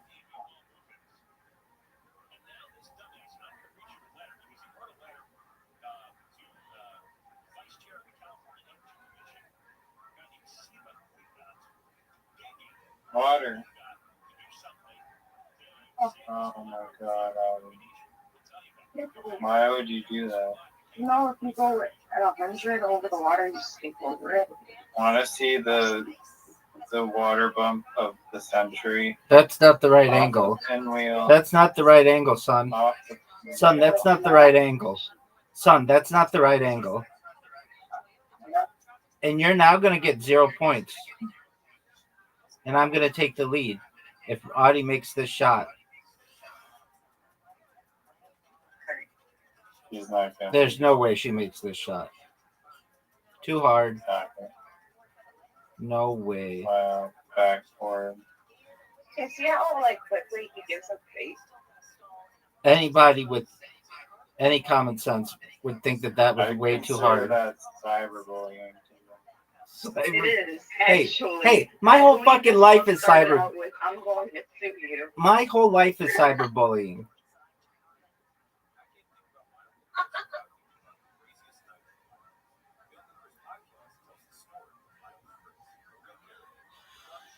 Okay. Gail settled. So you decided to put it on others? 1,000%. Share the wealth. No way is she gonna make this. That is not kind, Rabbi. Sesame Street says to share.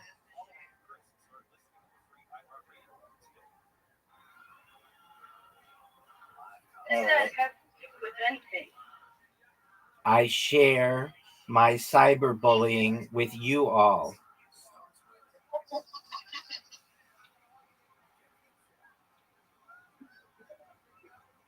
You're going in the black car. Look to share a new part of yourself that you've been growing. Stop. Drop. Let it down. Open up shop. Roll.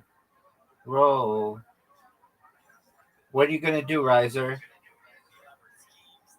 Riser, what are you gonna do, son? Riser, you fucking cunt. All that junk. Get it through, Audie. Get it through. Oh. No.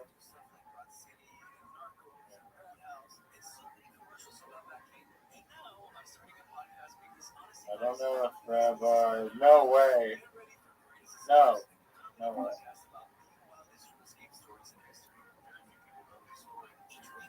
I'll just defend it. I'm just gonna defend it.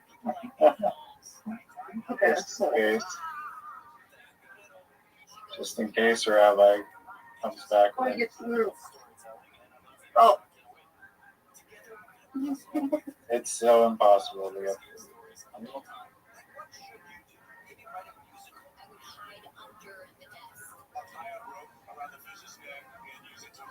Hey Rabbi, come knock my ball in.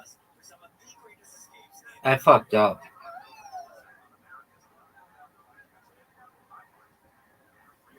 Yeah, you're not making. Oh wait, no, you might be able to make it actually around the left side.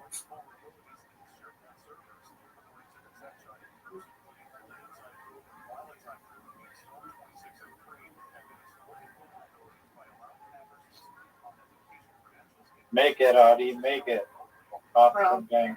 A little softer. Off the right. Softer though. Not too hard. Too hard.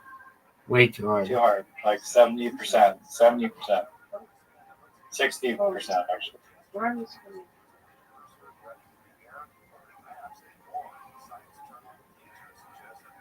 Higher. Stop. Drop. Let it down. Open up shop. Roll. Roll. That's a Rough Riders roll. Ooh, I've got a surprise for you both. You're never going to believe what you're going to be seeing. When I grow up? Whatever you want to be, girl. Stop.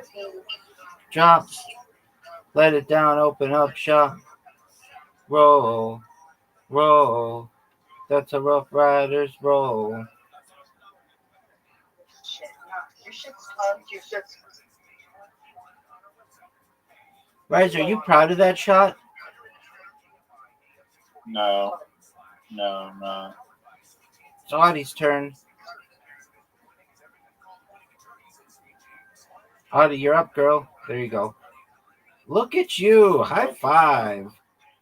That's how you do it. Will you teach Riser how to do that? No. Only game? No. No. $9 million. That's too much. Maybe 9. Riser, don't fuck up. Oh my lord. Riser, why are you... Audie, see what you made me do? Riser, why are you so shitty? It's not. Audie doesn't want to teach me. Heart. Get it, girl. 2 in a row. Now's your chance to shine. You're a star. No way. What the? She's a star.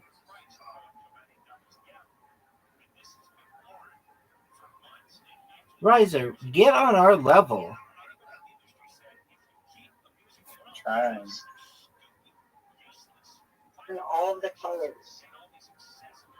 I'm making a star chart. Thanks. Riser, that was absolute dog shit. 3 in a row, girl. Get She it. gets 3 in a row. That's a turkey.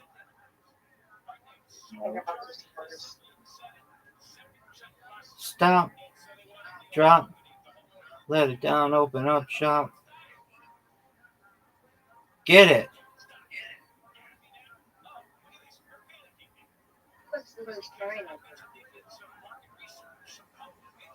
Riser, I dedicate this roll to Hulk Hogan.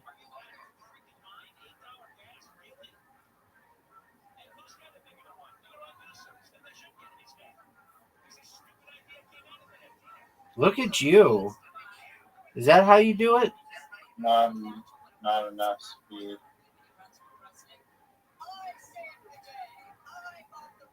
Oh, I'm no good at this game. Yeah, you know what I think? Everybody's trying to do something different, and that's why all the stars on the star chart are different colors. It has every color ever. It's never ending stars. Did you know that? Sweet. You're up, girl. Go. Let's think about this heart. Wow, she got it. Feeling them. That was That's awful. why. That was awful. Get it. Get it.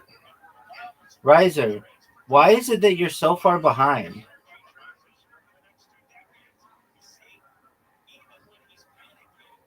I don't know. I don't really play this game. Oh, okay. Well, get good.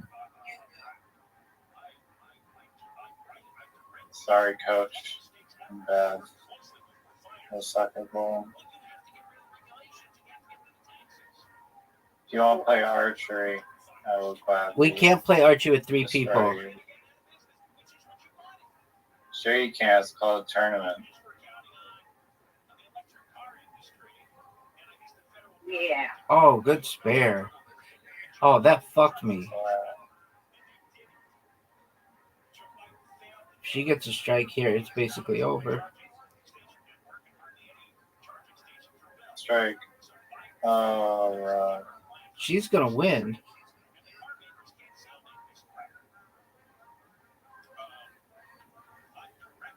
Oh, keep going. Oh, what a comeback. What the hell? Is he going for the triple X? Wow, so close.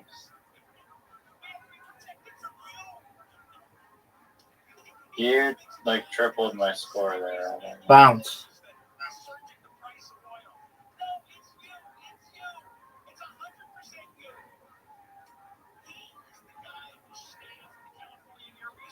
Gale settle. Riser. Riser, we're waiting on you. Riser.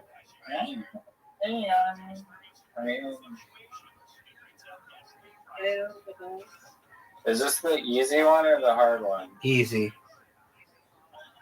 Why would you ever make it the easy one? The hard one's too hard for me. Psych. Oh, So you no. admit that you suck.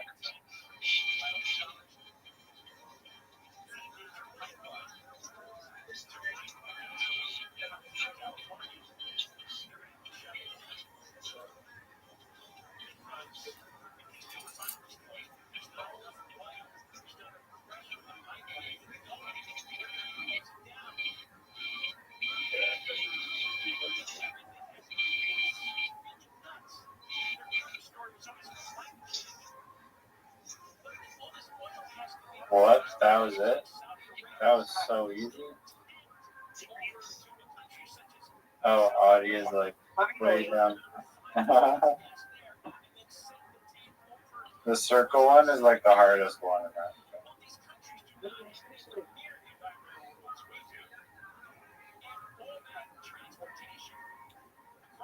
All right, we're going to do it, but we're going to do it hard.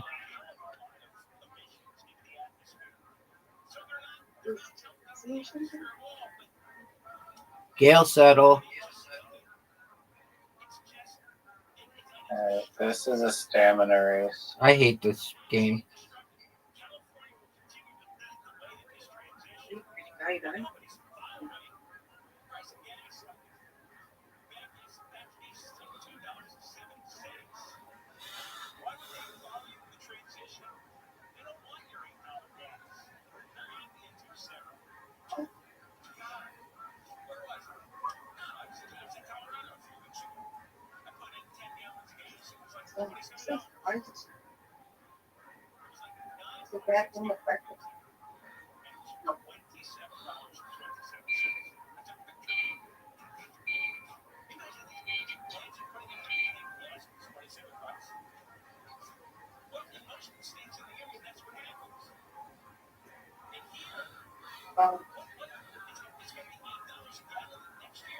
It's not.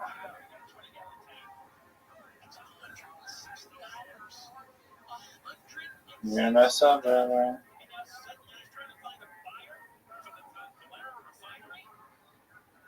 Uh-oh.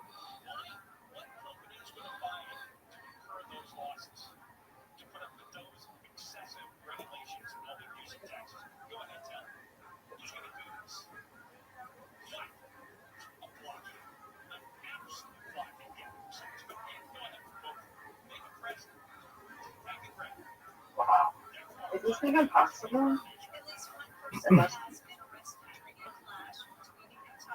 Protesters and LAPD officers outside the Metropolitan Detention Center in downtown LA. A traffic advisory was issued around 8:40 last night. Are you sure this is a thing? Around 10:15. Are you supposed to go around it? No. How are you there still? What the hell? Because I'm a pimp, baby. Hey, wait. How do you fucking get through the star? Do you go through it? Oh, Wow. Is this like... I'm not trying to be funny.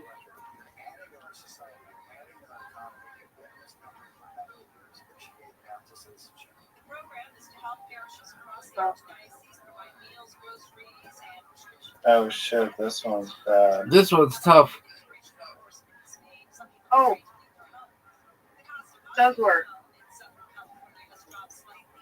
Oh.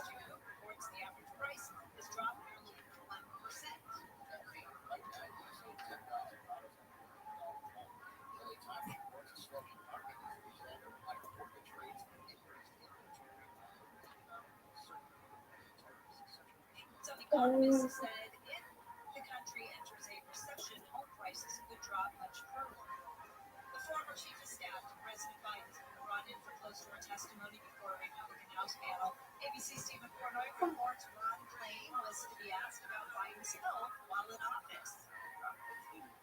Biden stopped for another top aides man. Is providing answers to the House Representative. James Comey. Certainly appreciate the ones that are coming in and answering questions. So far, Ron Klain has done that. Comer's committee is probing whether the Biden White House used an audit which the president's signature without his knowledge. Biden insists he consciously made every decision while he was in office. And a new musical production about accused killer Luigi Mangione. Oh my god. This one is so hard.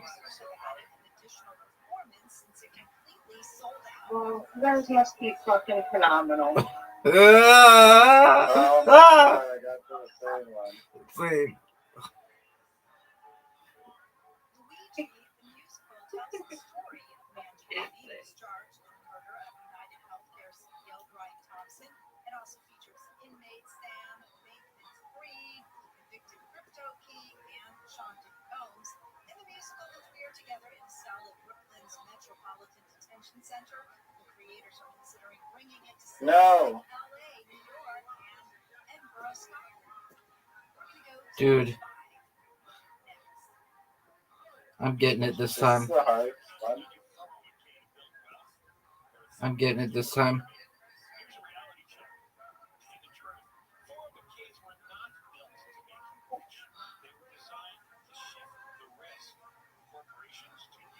No. I just did explode when I touched the same code.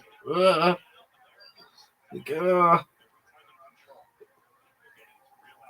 I What? won. Did you actually do it? How did I win? No. It was like, no, you're never gonna finish. So we're just gonna end the game. Let's do it again. No more of that. That hurts my arm. My forearm. Word box. Yeah, very stupid. Word box, but the round time's 60 seconds, not 90.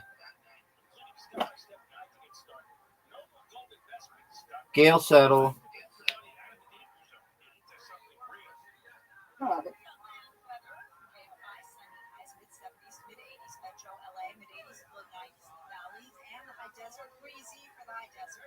Low 70s for beaches around 80, inland sea 80s, low 90s, and windy for the IE. Right now it's 85 in Laguna Woods and 80 in Rancho Santa Margarita. We have a crash on the 5 in Boyle Heights. Southbound by Mission Road on the right. Continuing over to the right shoulder. Then on Tonic South at Garden Village, make your way into Commerce. Get a stall in the right lane. In Weir, 605 South at Washington. They just did break up that stall. Stalls are right from 60. In Lawndale, 405 North at Hawthorne Boulevard. A new accident going to be blocking the left lane. In Long Beach, 710 South, just past the 405. A couple of big rigs crashed. They got fuel spill. The right lane is blocked. And in Ontario, 15 southbound after 10, got an accident with a motorcycle down, and it looks like the motorcycle's catching fire. That is going to be in the Senator Minor area. With Southern California's most accurate traffic report, Jim Harmon. Stop. Drop. Let it down. Open up shop. Roll. Roll.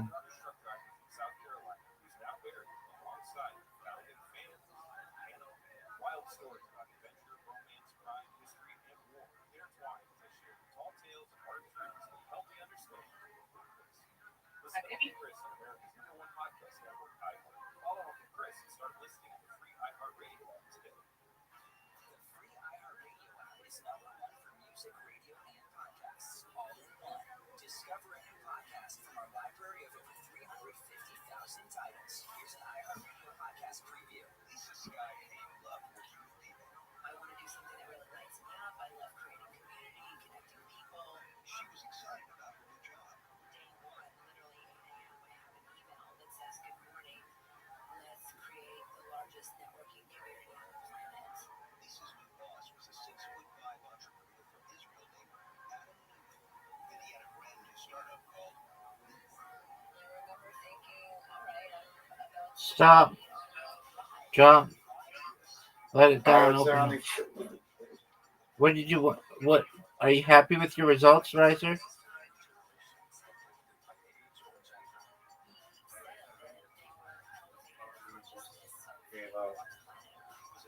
She didn't give up. I'm not happy with my results. I think we need to redo them. Okay, let's reload it.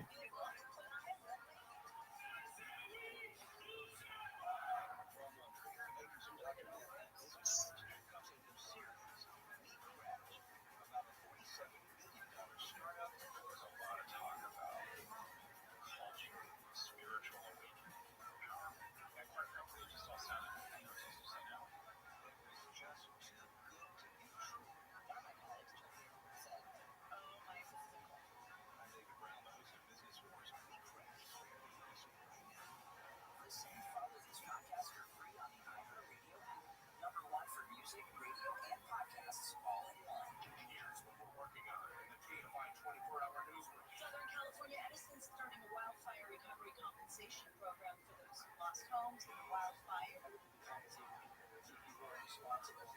First, it was Ozzy Osbourne and Hulk Hogan died at his home in Clearwater, Florida, and Chuck Mangione also died, according to his manager at his home in New York. California Officials are looking for a buyer for the Valero oil refinery. The facility is scheduled to be shut down, which will make the state more reliant on more expensive fuel imports. KFI AM 640, your #1 preset for breaking news in Southern California. KFI AM 640, more stimulating talk.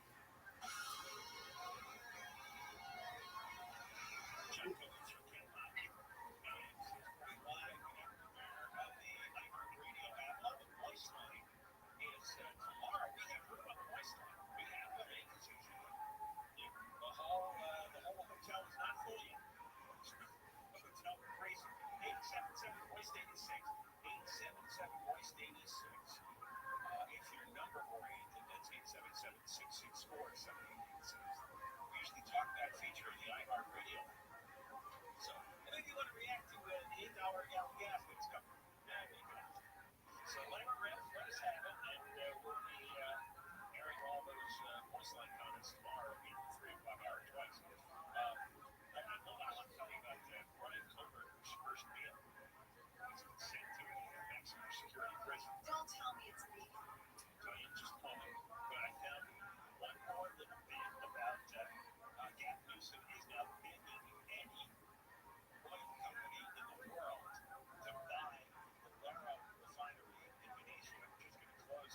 No way. Oh, you didn't see penis in the thing? No, I didn't. I tend to not view that stuff. Good Oh, job, you man. missed it.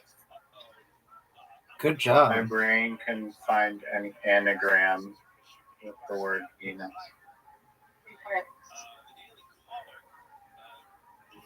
That was like my first win in that. Stop. No. Drop. No. Come on, one more, dog. No. One more. Quit with this invitation decline No. shit. One more. No. Just one more. No. I want to see if we can finish. No, we're doing draw together. Okay, we'll do that next. But just play this No, one. we're good at that. Dude, we're in this one. We'll do draw together next. Quit S and a D, dog. We're not doing that. Riser, come on. Why do we have to do this? Riser. Riser. Riser, quit it. Riser, No, quit you it with never play Tetsu. Riser. You have an invitation. We're waiting on you. Riser, you have an invitation. I declined it. Nope, you're in. Is this the easy one or the hard one? The hard one. The easy one. See how If it's the hard one, I'm gonna throw my phone out the window. You don't want to do that. I mean my iPad.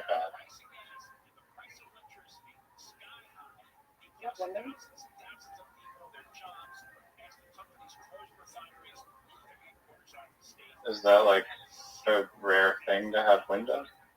No, it's just something that I'm like, What?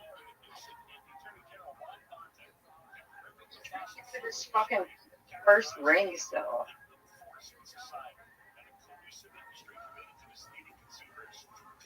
I literally got filled up and then it fucking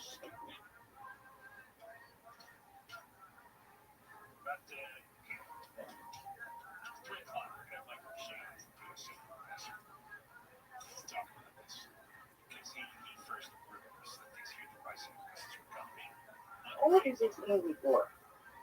He's gone to maximum security prison, sentenced to life.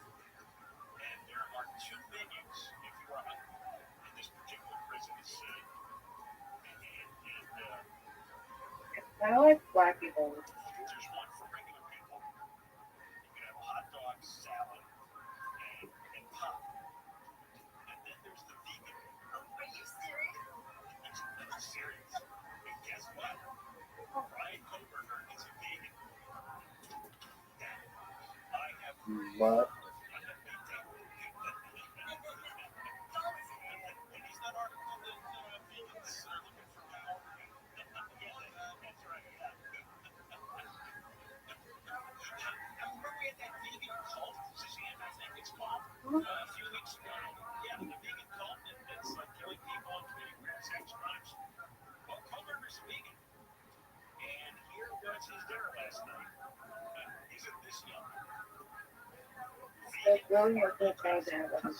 This DNA one is very difficult for me. Psych, just got it. Like a pimp.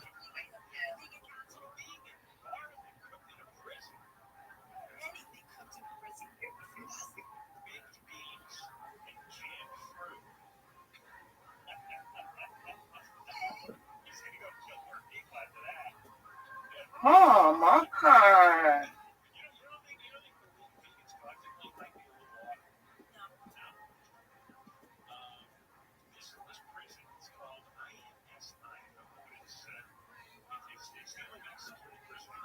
I'm shocked that they actually have a vegan menu. Okay, look, I'm just gonna say, John, if I committed murder, which I would never do, I wouldn't expect a vegan menu. I just wouldn't.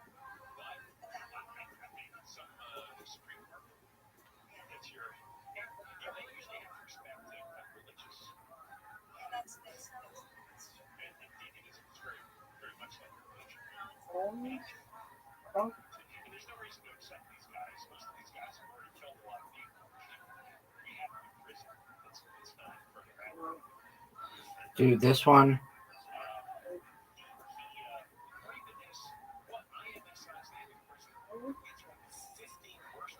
Please, give me the power. It works.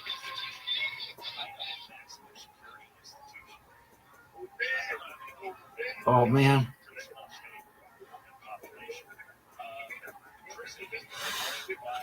Stop. Drop. Let it down. Open up shop. Go. Roll. That's a Rough Riders roll. Riser, what one are you stuck on?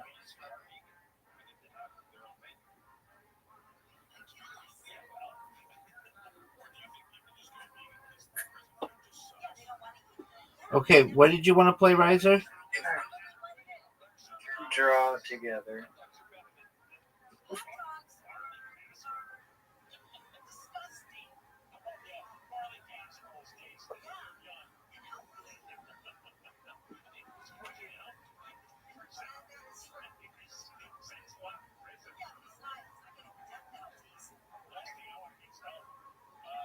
Thank you.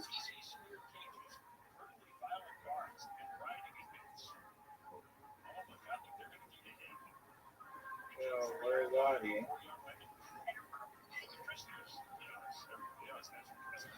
I know it Is said. Audie in this game? Audie, did you accept? Or is it only a 2-person? No, I thought did. it was more. I did it for 3. Oh no, it's only 2 people. Apologies.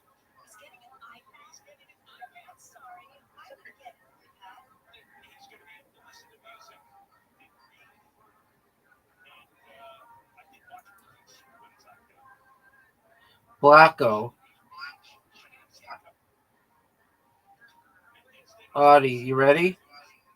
Wait, we could probably all join quick play on the thing and then.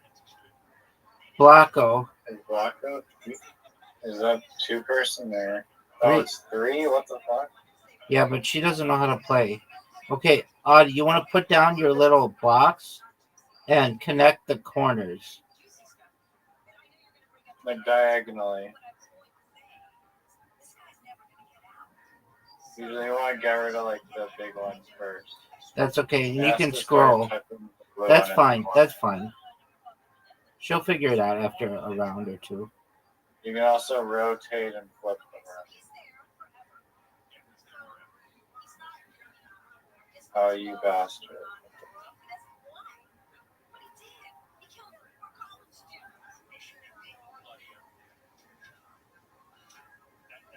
You want to do it on the corner. There you go. That's a good one. Now, Audie, you know where your shapes are? You can scroll them over.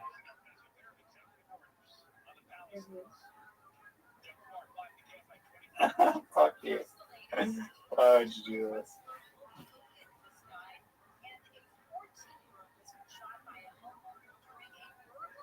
Oh, what's the time?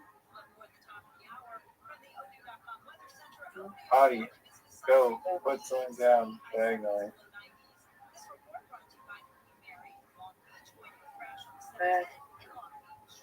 Hurry up. You're gonna lose. Pass diagonally. It has to be on the corner. It's not like Tetris. Oh, beautiful, beautiful, dude. I would have yeah, that's okay. Because I just You're actually probably helping us preserve a lot of space because I'm just gonna keep finding the piece that fits. I'm helping you win.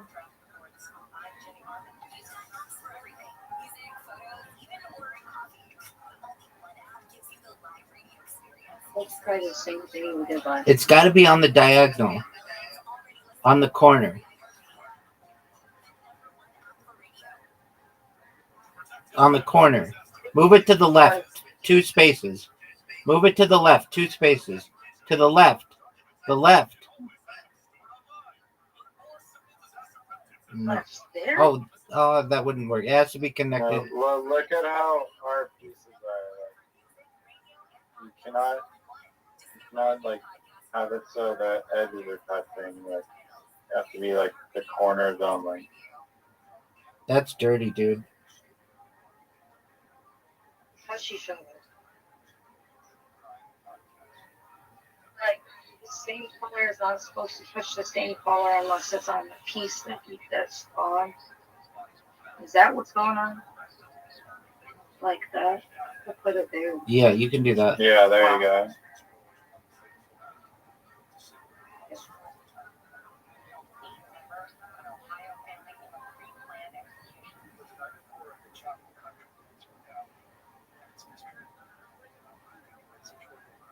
To be fair, your piece is in the middle.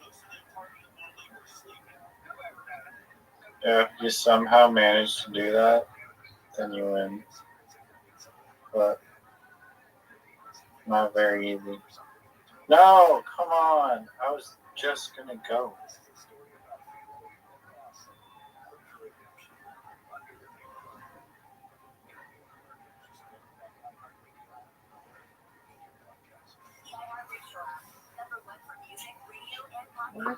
Yeah, right there. Okay.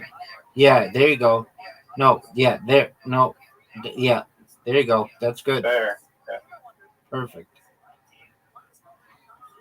Good one, dude.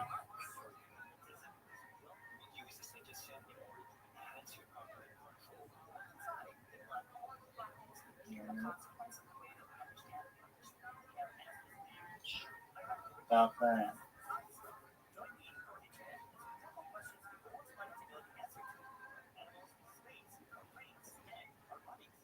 Do you have a single one? It's on the far left, and you can put it down. Yeah, there you go. There's also a little button that's like a light or a clue in the bottom right corner that'll tell you where you can put your stuff. Riser, can you put down anywhere? Yeah, you can put your single one down, I see, in a couple spots. Or two. That's not going anywhere. Oh, dog. Dirty, you dirty, dirty dog.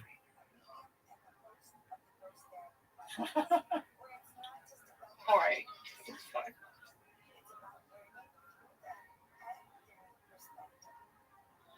Stop. Drop. Let it down, open up, shop. Whoa. I'm not gonna be able to go anywhere. You can put your Can single. I go anywhere? You can. I don't think you can. Yeah, I can. I can put I have one. like one square. Yeah, with the one square. Audie, press the little clue button. It'll tell you where to go.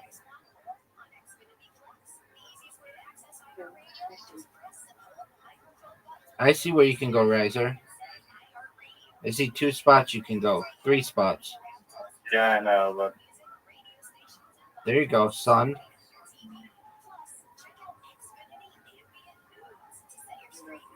the problem is that they're pretty limited.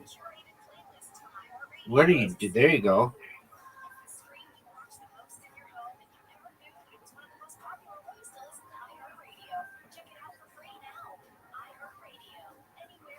Where did my thing go? There's no way all these pieces would ever fit. Where'd my thing go?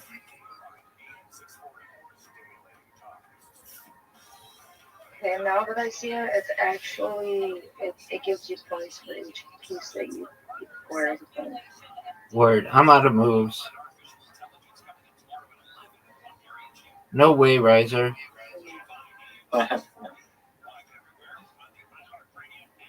Riser, you only have one move. Yep. Oh man. You're done, son. Oh, should You're done. Champion. All right, let's try it again. Yeah, bigger grid. Let's try it again. Bigger grid? Yep. Oh, do you know how to play now?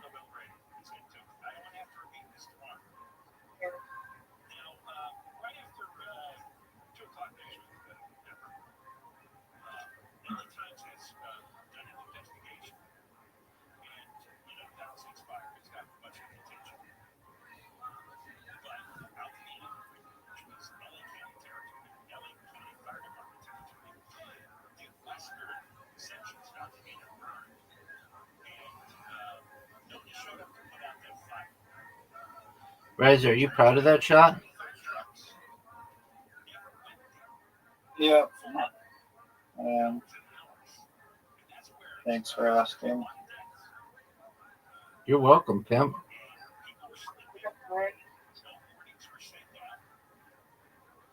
Look at this move. Look at that move, Newfie. I That don't know shot, about that. that move sucks. That move is one of the worst moves I've ever seen.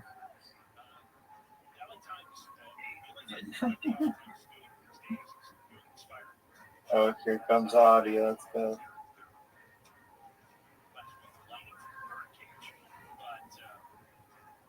Don't do that. No. First mover advantage, dog. Wow. Dirty move, dog.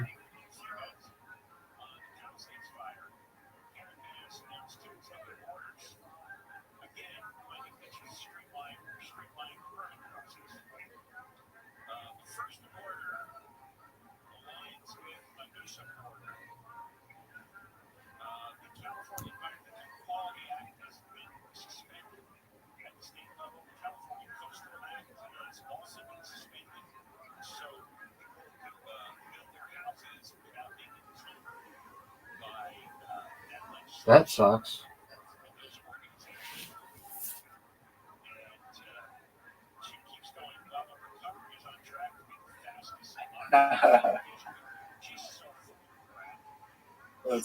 Let's see it, Audie.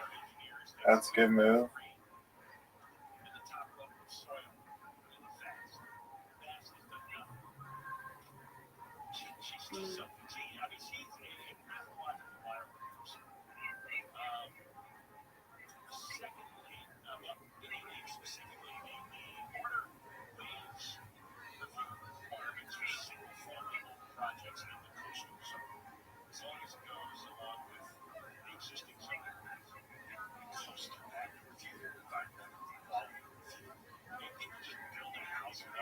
Oh, Newfie. Oh, no. Oh, Newfie.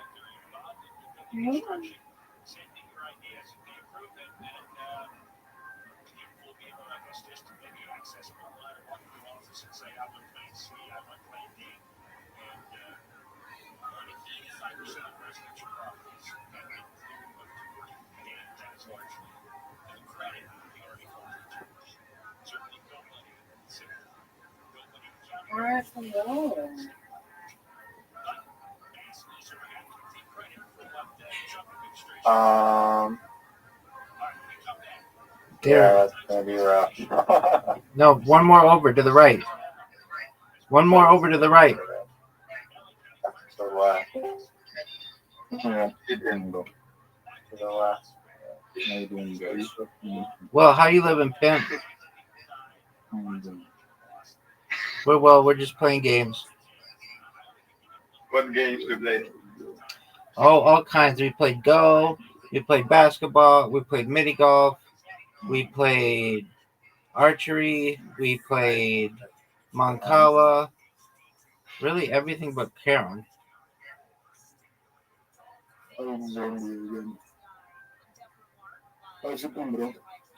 Living the dream, dog. Every day is a holiday. Every meal's a feast. How are things in your neck of the woods, pimp? A lot of gang shit. That's what I like to hear, baby. Nothing but gang shit over here. Word, dog.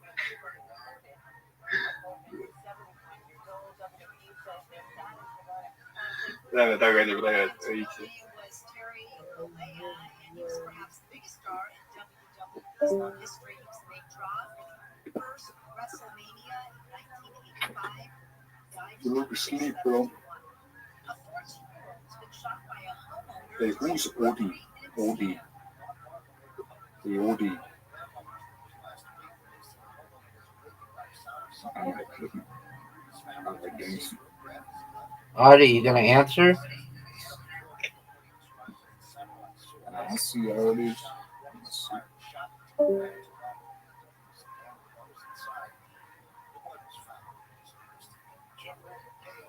The Orange City Council has postponed a vote on a proposed resolution calling for the unmasking of ICE agents. A resolution, unlike the ordinance, is not a law. It's an express opinion on policy. The resolution the Orange City Council is considering would have urged federal agents to clearly identify themselves. Supporters say it's a request for transparency.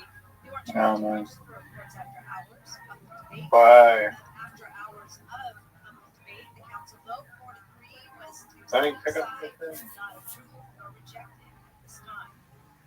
No way. San Diego Convention Center says it's an honor to continue to host it. It brings the world to San Diego. There's no other thing in the world that brings more attention than Comic-Con International would bring to your community. The 56th edition of the event, which will be pushing the Fantastic Four First Steps film. DC Studios is going all in on season 2 of HBO Max's Peacemaker.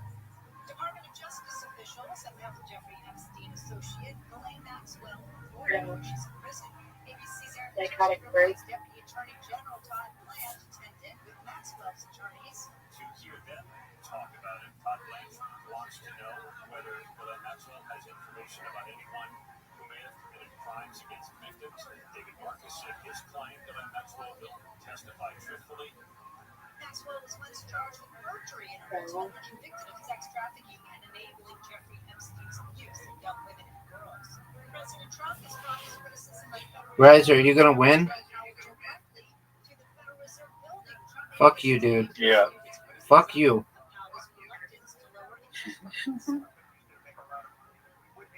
Why are you so angry? Because I'm competitive and I've got this fuck He's who losing. keeps trying to beat me at everything.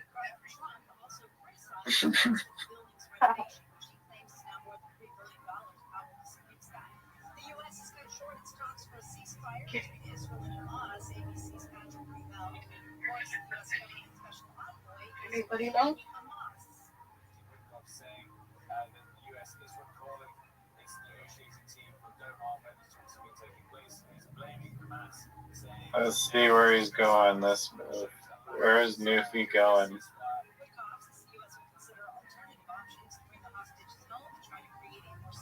Oh, wow.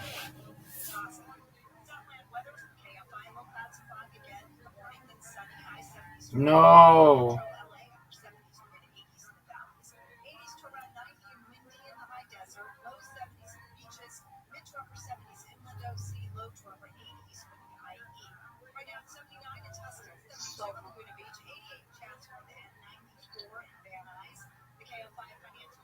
Yes. What the fuck, Audie? Good God girl. damn it. Why would you do that?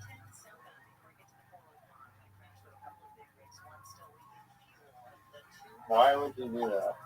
Because she's amazing. You know exactly what the hell you do. No way. Newfie. Newfie. Yeah, you tried, but you still didn't work. So you're the one that's gonna run over. I don't know how you're. Actually, I don't blame you for that because you have like nowhere you can actually go. Literally.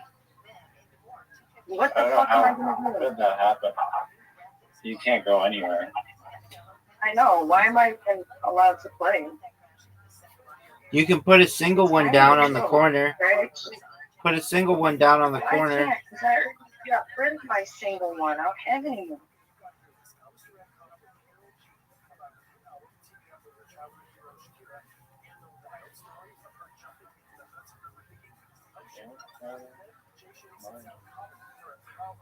No way.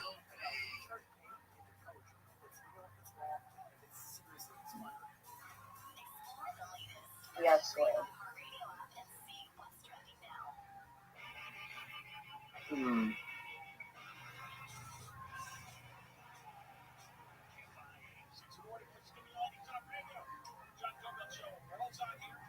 I'm running out of moves. I don't think I can do many other moves. Body sabotage me. Right. Yeah. I sabotage. Oh shoot! I didn't notice it was my turn.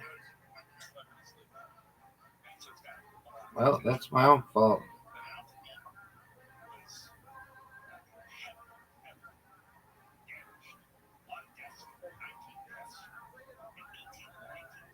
Well, I'm not to be confused, but I am actually very good at this.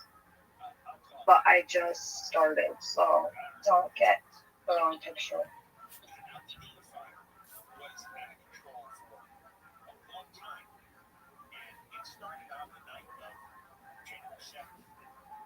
I'm out of moves apparently.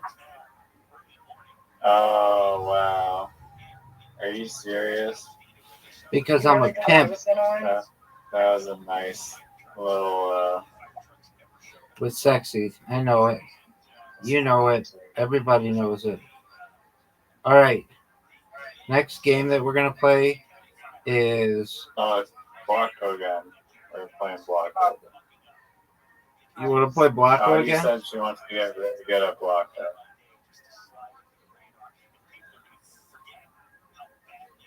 You live in Canada?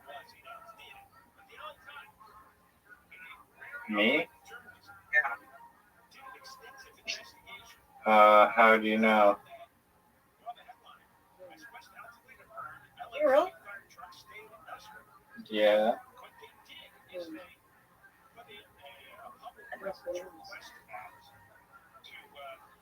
Stop.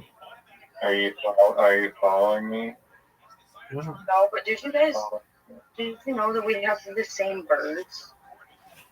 The same geese? I mean, are you in like Michigan or something? Right underneath it, yeah. And yeah, you guys are gonna have some Canadian geese. They're really annoying though. 'Cause they shit everywhere in there. Yeah.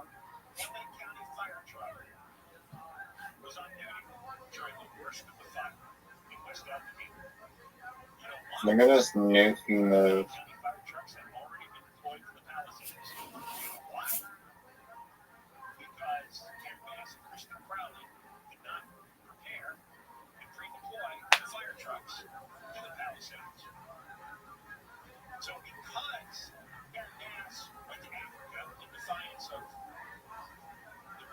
Put it down.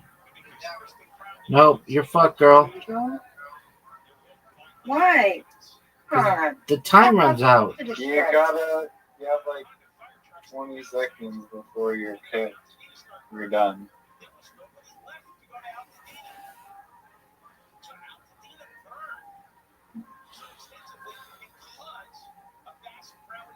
Dude, fuck you. Get the fuck out of here, dog.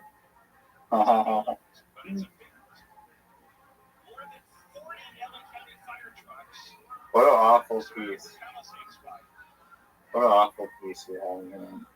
Don't you go there. Don't you fuck. Oh, you fuck. You think that's gonna stop me? Can't stop, won't stop. You Rockefeller. think that's gonna stop me? Can't stop, won't stop. Rockefeller. How you like this move? That was dirty, son.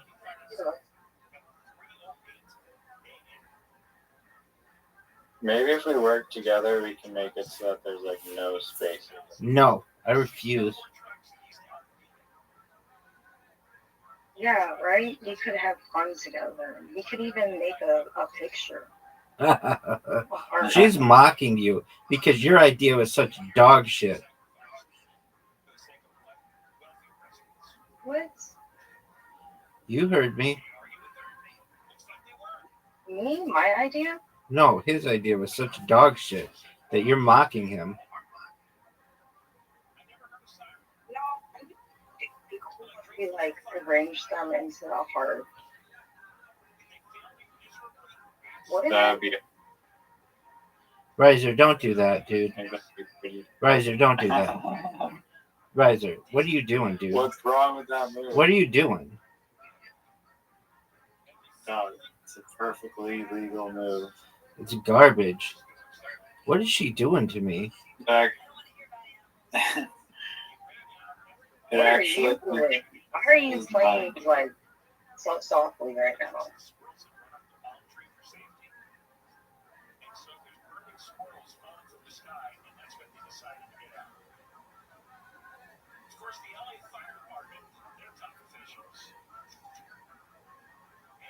I don't think I want to do that anymore.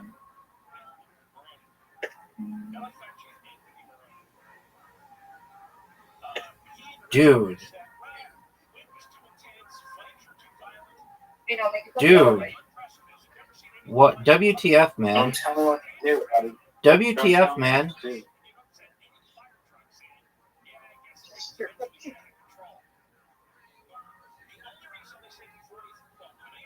Oh, don't waste the two-piece so early. Those things are valuable.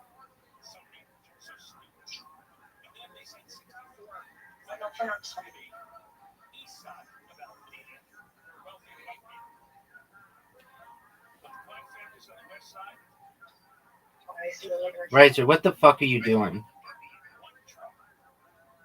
I'm building my thing. That sucked. What? Are you fucking serious, dude? You just think that's so fucking funny, don't you? You just think that's so funny. I hear you giggling. You're barking up the wrong tree, dog. Doug, you think that is so fucking cool, don't you? Well, you're supposed to stay on your side. I'll stay on my side, but no. Stop. You try and Drop. Let it down. Open up shop. I heard a bell. Audie. I heard a bell. That's how Rough Riders roll. What the hell are you doing, bro? I'm a Come pimp on. like a West Side gangster. Are you fucking serious? Yo, I'm completely done. No. What is You're wrong? gonna pay- What is wrong? You're gonna. Dog, I'm completely boxed out. Yeah, you are. Deservedly, because you're being a punk. Oh, that's not good. That is not good.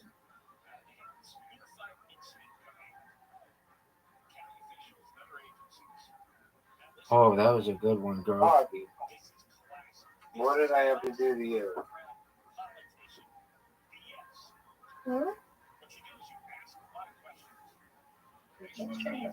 Riser, you're up, pimp. No, you're not trying to sabotage me. Oh, yeah, that's how you play. Yes.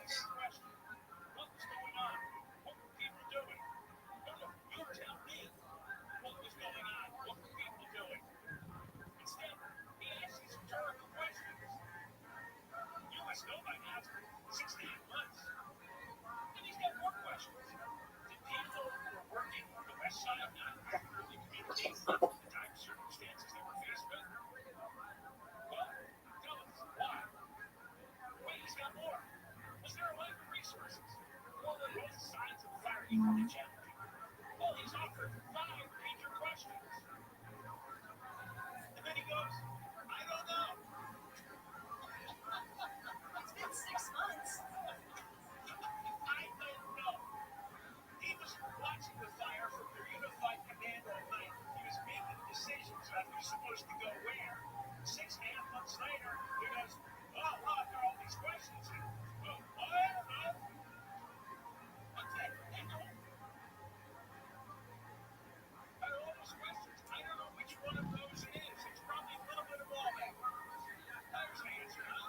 Confuse everybody and say, well, was it her? That doesn't explain 64 trucks on the east side, one truck on the west side.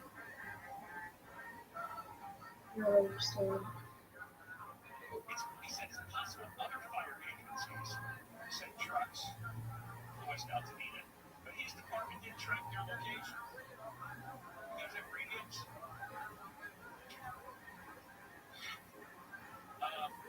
It says the cascade of events began when the LA Fire Department failed to redeploy fire trucks to the Palisades. Nice move. Palisades have been dire windstorms, so the county Thanks, Dad. and jail. You're welcome. Thanks for cutting me off over there. Appreciate You're welcome, that. Pimp. I'm gonna save that little area.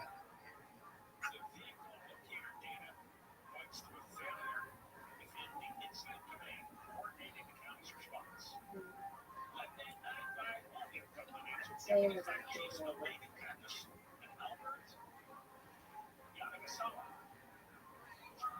Audie, what the fuck are you doing? I was doing my best. Thanks for asking. Why would you do that to me?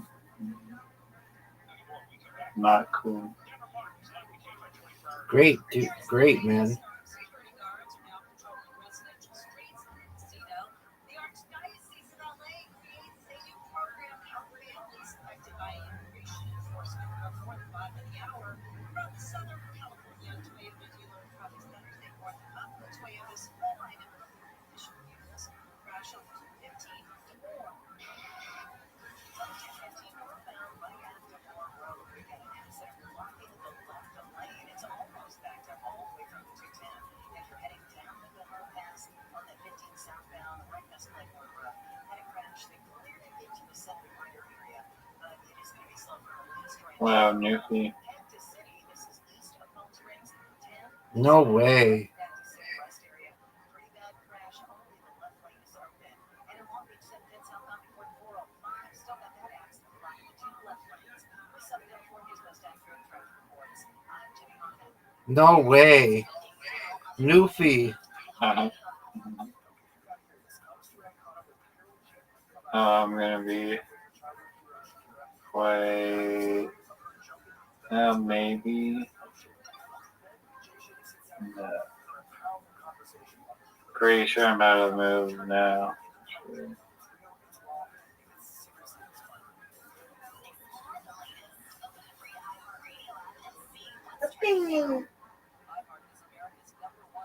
No way.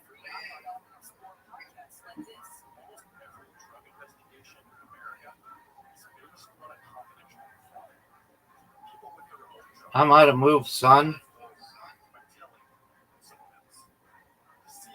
I can do maybe one more somehow. Yeah. Okay. There's one. Release. You're gonna win.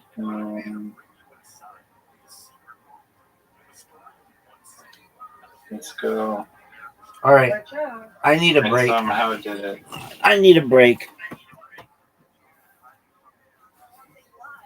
Yeah.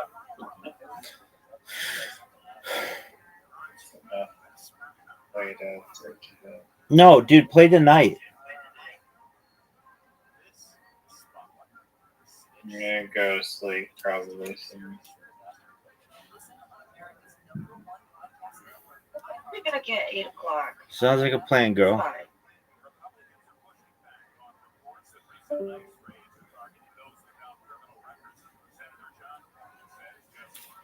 Alright, you wanna go outside? Alright, later, Rabbi. Take care, Pim. Peace out.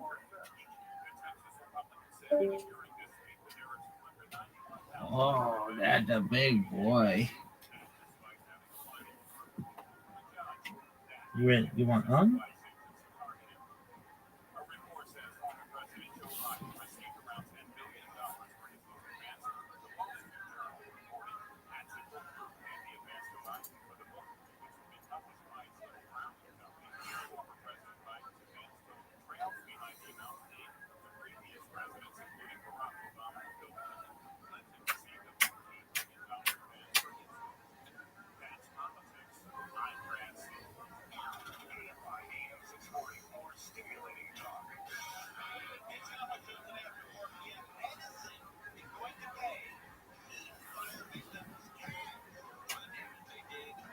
You want to go outside? Okay. Okay. Okay. Come on. Come on. Oh, big boy. Big boy. I love you. Oh, big boy. Big boy.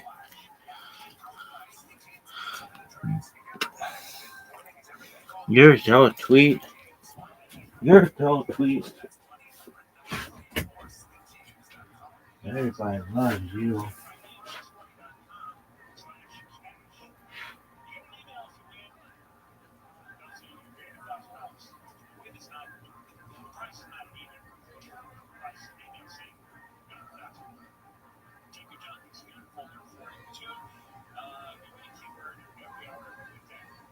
Starts at the 9 o'clock hour, 1 to the 5 o'clock hour, in exchange for your vessel.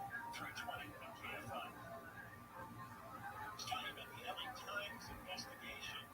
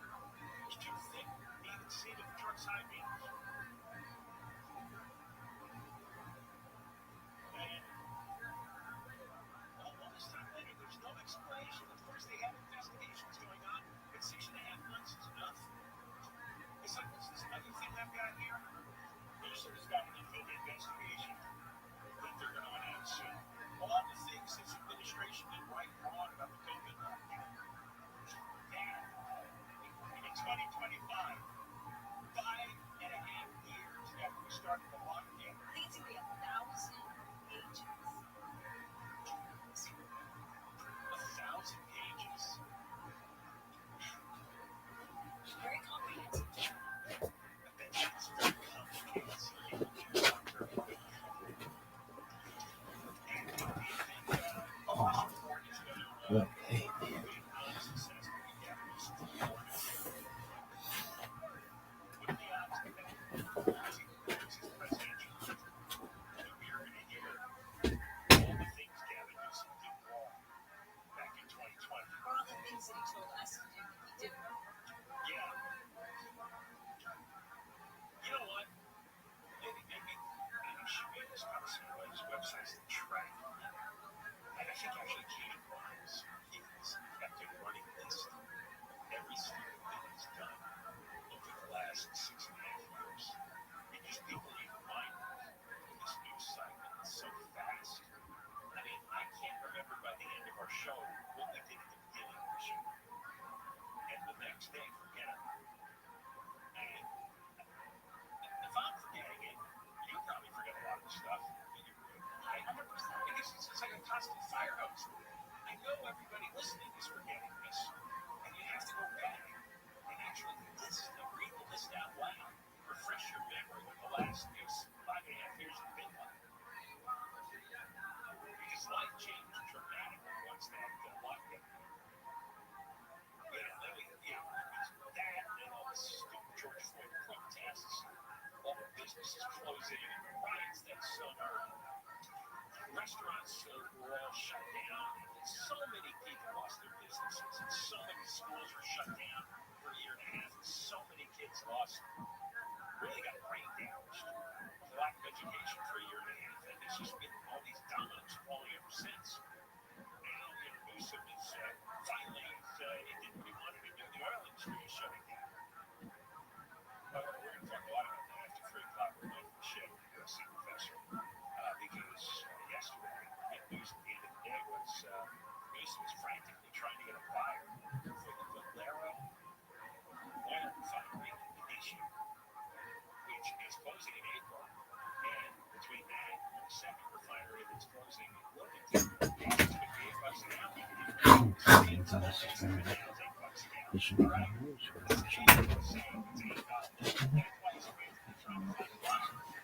Okay.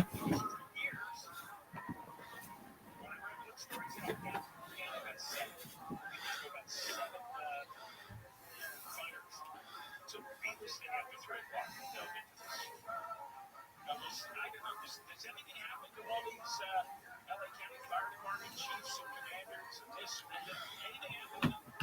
I think they have to come out and speak. Basically say to ourselves, state, but there's no ground in church ideology. what the hell's going on? It's almost like the gaslighting is so crazy because it's like they start going like, who said Epstein was a black operation? They're like, who said any of this? And you go, why would you suggest he's connected to the Mossad or anything? And you go, wait a minute, hold on. This has all been kind of decided. There's mountains of evidence. So to attack supporters or people that are just raising questions, of course you're going to have to go out and say, hey guys, we know what you're doing. For whatever reason you want this to go away, it's not going to go away until you disclose the information you have. And that's the problem. I mean, the CIA was involved, but investigators were involved. Mossad was the main person for all evidence. And now that they've been looking at people in Trump's circle, he's doubled down. He's totally big-headed. It's a straight kind of weakness.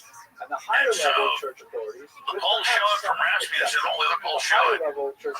This is a death spiral. It's so sad.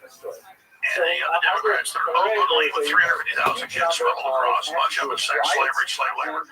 You have Tom Mama, they've already said 35,000 kids, prosecuted 1,000 immigrants. All this good's happening, and I don't want to see this happen. But the way this works, and I'm surmising this, I don't know if this is true, but if Trump makes a deal with the deep state, leave him alone. On the Epstein thing, it's implicates intelligence agencies. They go, okay, you got to have cash intel, Dan Bongino, and all you know, said there's nothing there. can't. And this is what Cal Seraphin, really smart FBO whistleblowers, said months ago on my show. They're being given bad advice to go out and do stuff that discredits them by the very same people acting like they're on their side.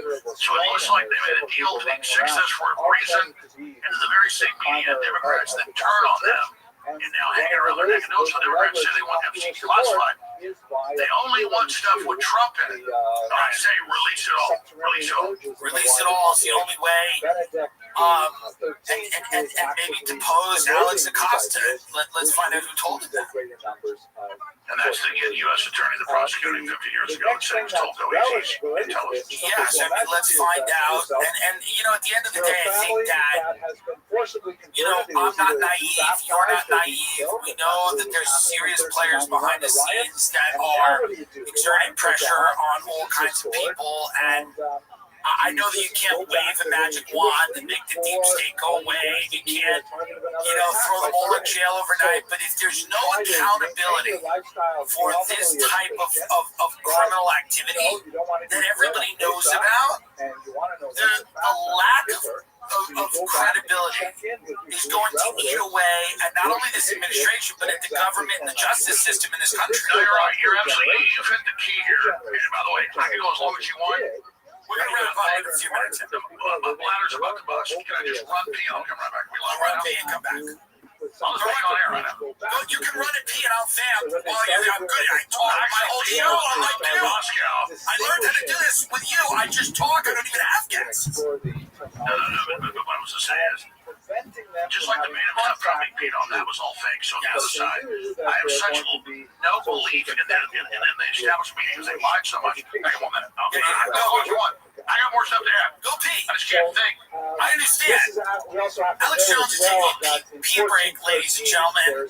And now it's time to tell you about Athletic Greens, the company that dropped me for talking about Alex Jones. I did one ad on my show about Athletic Greens many years ago, and we did it from Alex's studio, and they dropped me. So here's what I'd like to say about Athletic Greens. One day my friend took Athletic Greens and he died. He put Athletic Greens in a water bottle and shook it up, and then he drank it, and now he's dead. Athletic Greens killed my friend. I don't know why it happened. Maybe it wasn't Athletic Greens. Maybe it was just some type of a random medical emergency. But I bet it was the greens. He was frothing at the mouth. He goes, "Oh no, what's happening?" And it was green stuff was coming out of his mouth. He was going, "I can't believe it. It's Athletic Greens. I'm dying. It's killing me. I knew it was fake." This is as he's talking. He goes, "I knew it was fake anyway. You don't get healthy by putting a vial of green shit in water. It's a lifestyle. I knew it was fake. I just thought I'd take the easy way out." And then he just started going, and he was having a seizure because of Athletic Greens. Now, I'm just saying, you can sue me, I'll sue him back. But I'm just saying it's a comedy show. Everything I'm saying is a joke. Of course, obviously, full disclaimer, didn't kill my friend. They did drop me. We tried to get them back. I performed at Carnegie Hall. We said, "How about you guys come? We'll give you free tickets to my show." We're sorry. Who do you think's taking Athletic Greens? Do you think they're all offended by Alex Jones? Who do you think these people are that drink this? You think they're offended by this? All right, thank you. Thank you. Welcome back, Alex Jones. I was just shitting on an advertiser who dropped me because You're talking about Athletic Greens. Yes. I took Athletic Greens and my dick got 3 feet longer.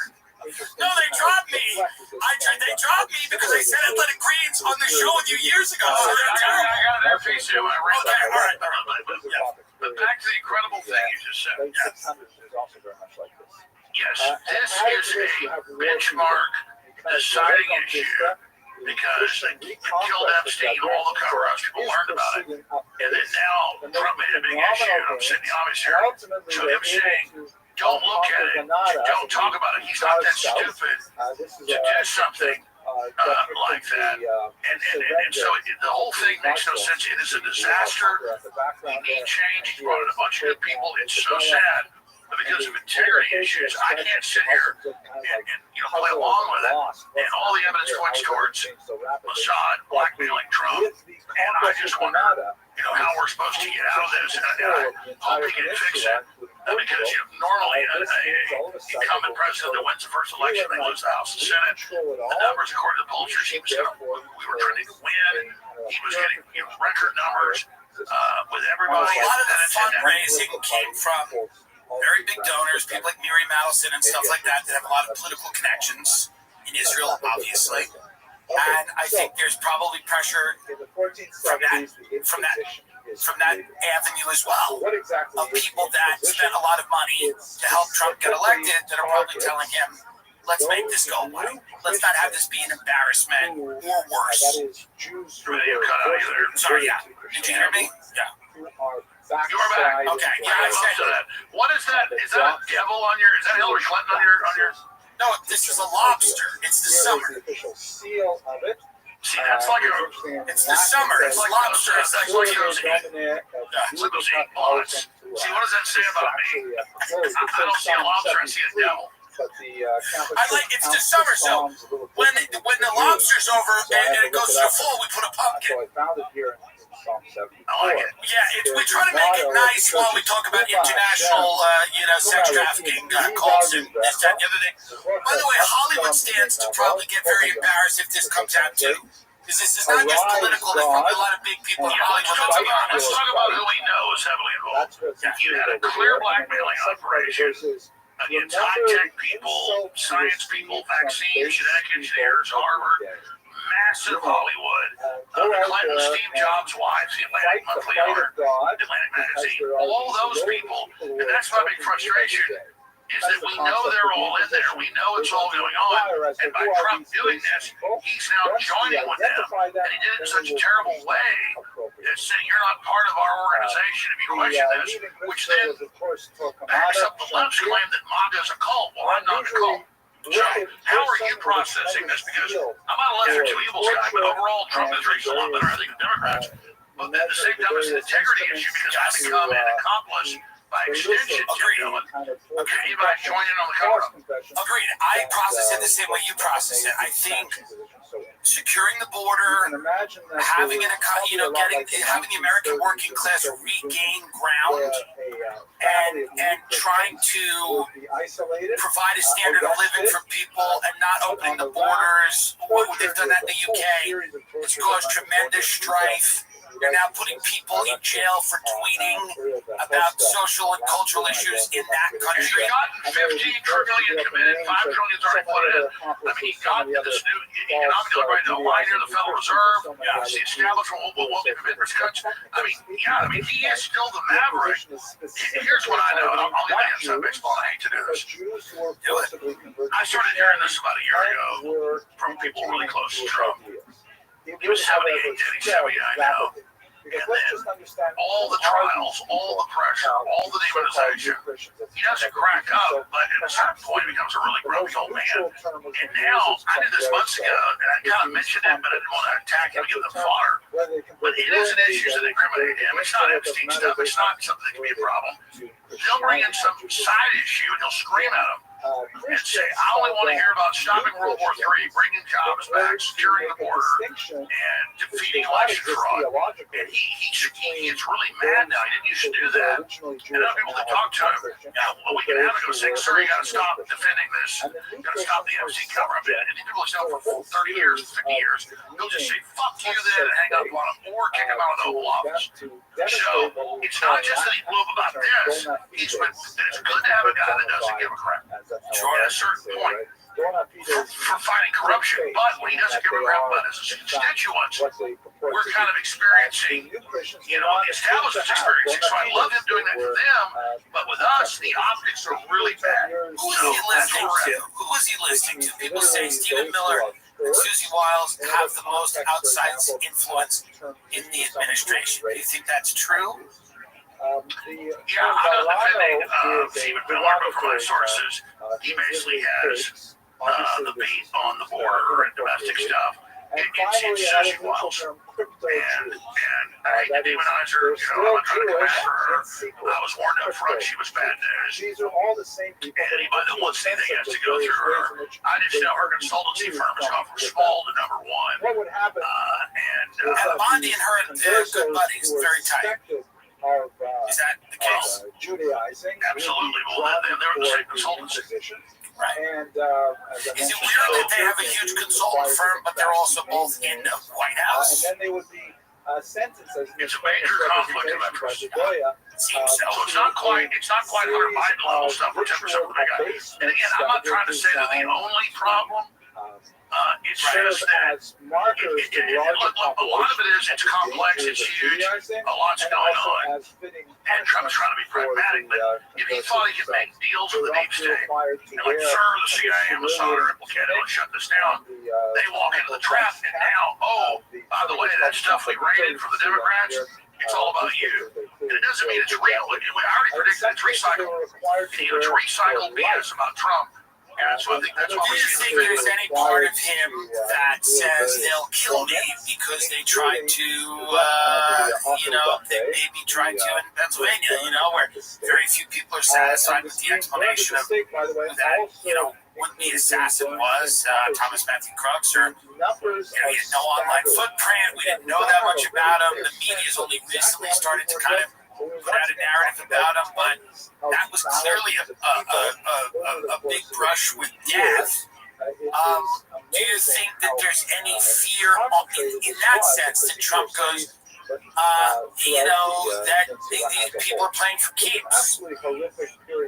I think that's at the end of the day. I think overall Trump wants success for America. He's pragmatically trying to pick the best direction. But there's a new video out that's viral everywhere about, look, on July 13th, I just saw that, yes. On July 13th, you see the film crew being waved up after each shot. It shows us production. Well, you might have been a presidential speech of Trump or Obama or any of them, which I've been to, or Bush, or any of them, I've been to all those. You have the Secret Service directing press up, directing press back. They tell you when you can be there, when you can't. He gets shot, he falls down, they wave him back. He pops back up, they let the press in. These are TV productions. So people seeing that production, and then they, it's fake. No, the whole thing is a production. But I know ballistics, I know rifles. They didn't have real people shooting at him. And then they just perfectly grazed his ear. And you can't fake real like that. You can't fake the acoustics of another shooter, or a guy getting killed, or other people getting shot in the background. The greatest directors all fused together. Steven Spielberg, by the way, Francis Ford Coppola, Scorsese. Nobody can do that. Nobody can, carry that out. That was real. His ear got grazed. The Democrats hold up the cartridges and the bullet goes something this big, and it's this big. And when it grazes you, that's exactly what it does. And because, long story short, I got to show the 20 caliber pellet when I was 11. It hit my ear and bled a lot, but the hole was closed like a day. Just went right to the side. The same thing happened. And then my camera shot me. It was an accident. The point was, is that my grandmother's ranch. The point is, that was real. And all the lawfare and all the indictments and the mug shot and the persecution I've gone through was real. And because of that failing, and because of what happened, they're now trying to spin that and make it go away. But people that see, they push the media back. Well, if you go to any debate or presidential deal, they tell the media before, they tell them back. And then once Trump pops back up, they're like, okay, he's come back forward, because they're producers, they're filmmakers that run this. They're trying to get iconic shots for videos or put out for Trump, and so they all see him shot, they get scared, run back. Then he pops back up, it's normal, okay, they creep back up, bring the cameras back up. You got a bunch of Pulitzer Prize-winning photographers there. But they've got to do what the Secret Service says. So people go, that's a production. Well, when Trump knows the NFL game or the World Cup game, that's a production. Doesn't mean the game didn't play. Doesn't mean it wasn't real. So it is a production, but it's a production that is of a real event that's happened. Before you go, what do you think Netanyahu wants? I mean, they bombed Syria today. The Gaza thing's insane. They seem to be hinting that they're not done with Iran. I've heard from people, and there's articles out. I mean, this is not a secret that I don't think they feel like enough damage was done. They want to do more. What do you think, ultimately, in Trump's 4 years, they would like to see? Netanyahu would like to see, what would be their goal here? Would it be to Reconfigure Gaza in the image of what they would want. I imagine that's on the table. Is it another attack on Iran? What do you think it is? Well, this I'm an expert on, so how much time do I have? Any as much as you want. A certain number of days a week, they have to work on the Lord's fields, and that's basically. All right, Benjamin Netanyahu has been in power off and on for 25 years. You have the burgers, And previously he represented the most right-wing, aggressive Israelis. And when Yitzhak Rabin got in their way, it's on record, the group associated with him killed him. Jewish membership. And now they've gotten Israel so radical, we call it right-wing, as the media calls it, let's just say, Then you have a class of Israeli noblemen, supremacists. and the original idea, the So, theory of the nobility, I'm trying to is compare it to that Hitler, but the closest thing you're going to get is like racist Yamasee, is that the we're peasants It's ironic were for so sure. busy working the land. and we're the master rebel. They're going to drive a group out of their homes into the desert. That's what Pharaoh did to the Jews 3,000 years ago. Right? So they The sort of pilgrims, you know, appointed a that was wrong with the Jews, is wrong here. I'm not saying the Muslims, the little angel cakes are perfect either, believe me. They're just the optics. Yeah, the optics are not good. Social contract. And so a lot of the Israeli leaders are like, quit threatening me. Even Michael Savage is an American citizen, great guy, pro-Israel, but he came on my show 2 weeks ago and said Netanyahu needs to go. Right? According to all his sources, I mean, they've taken Israel from being one of the most popular countries in the world to the most, you know, Israel in international polls is the most unpopular country. Yeah, they've had a rough couple of years in terms of their So you ask what's going on with Netanyahu. Essentially to the Netanyahu, serves the entire until 3 years ago, on record, in both articles, was the main funder of Hamas. Israel set up Hamas and funded their creation. It's credit. They are kind of like the PLO. So you got one group, you know, like put a new, more radical group in that challenges them, and then people forget about it later and you blow them up next month. Like I said 8 months ago with NATO, Turkey and Israel on record overthrew Assad after 18 years of trying, or 17 years. And I said, I bet in 6 months they're trying to overthrow the new Al-Qaeda leader. Well, Israel's out bombing, trying to take him out. It's just a one-dimensional thing. Sounds good. I don't like the leader of Al-Qaeda, ethnically cleansing non-radical Muslims and Christians, Druze and others. But Israel literally ran field hospitals for Al-Qaeda and bombed for them and put them in as destabilizing force. Just like Netanyahu's predecessors look at next when they were in power. Well, they created Hamas.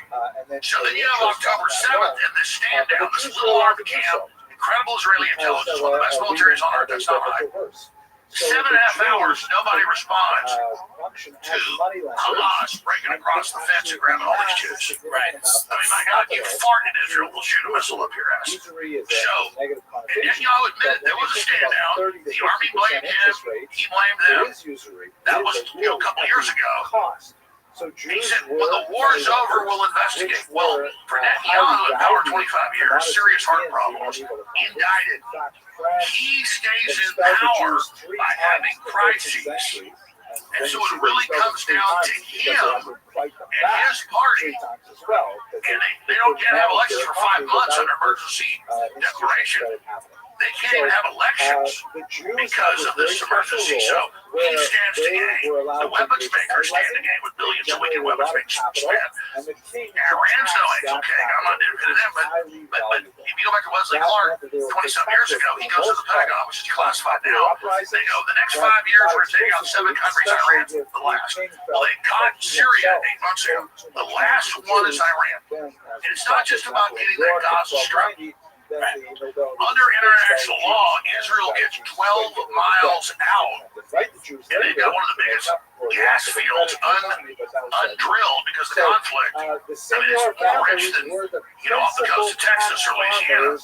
And so there's trillions of dollars, and they've already built a pipeline up through there that goes up to Turkey. So Turkey is involved. Erdogan acts like he doesn't like Netanyahu. Those guys are on the spot. They're Siamese twins. They're joined them. And so it's all, the U.S. is involved. Wants to act like it's not because it wants to stop the Belt and Road out of China and all the way through into Russia and Europe. They want this other pipeline pipeline they're building up into Europe out of there, and there's gas all the way up from Israel, Lebanon, Syria, And what all about the all way. the debts? And so Israel wants to build the main industrial shipping hub for shipping liquid natural gas and the pipeline up to Europe.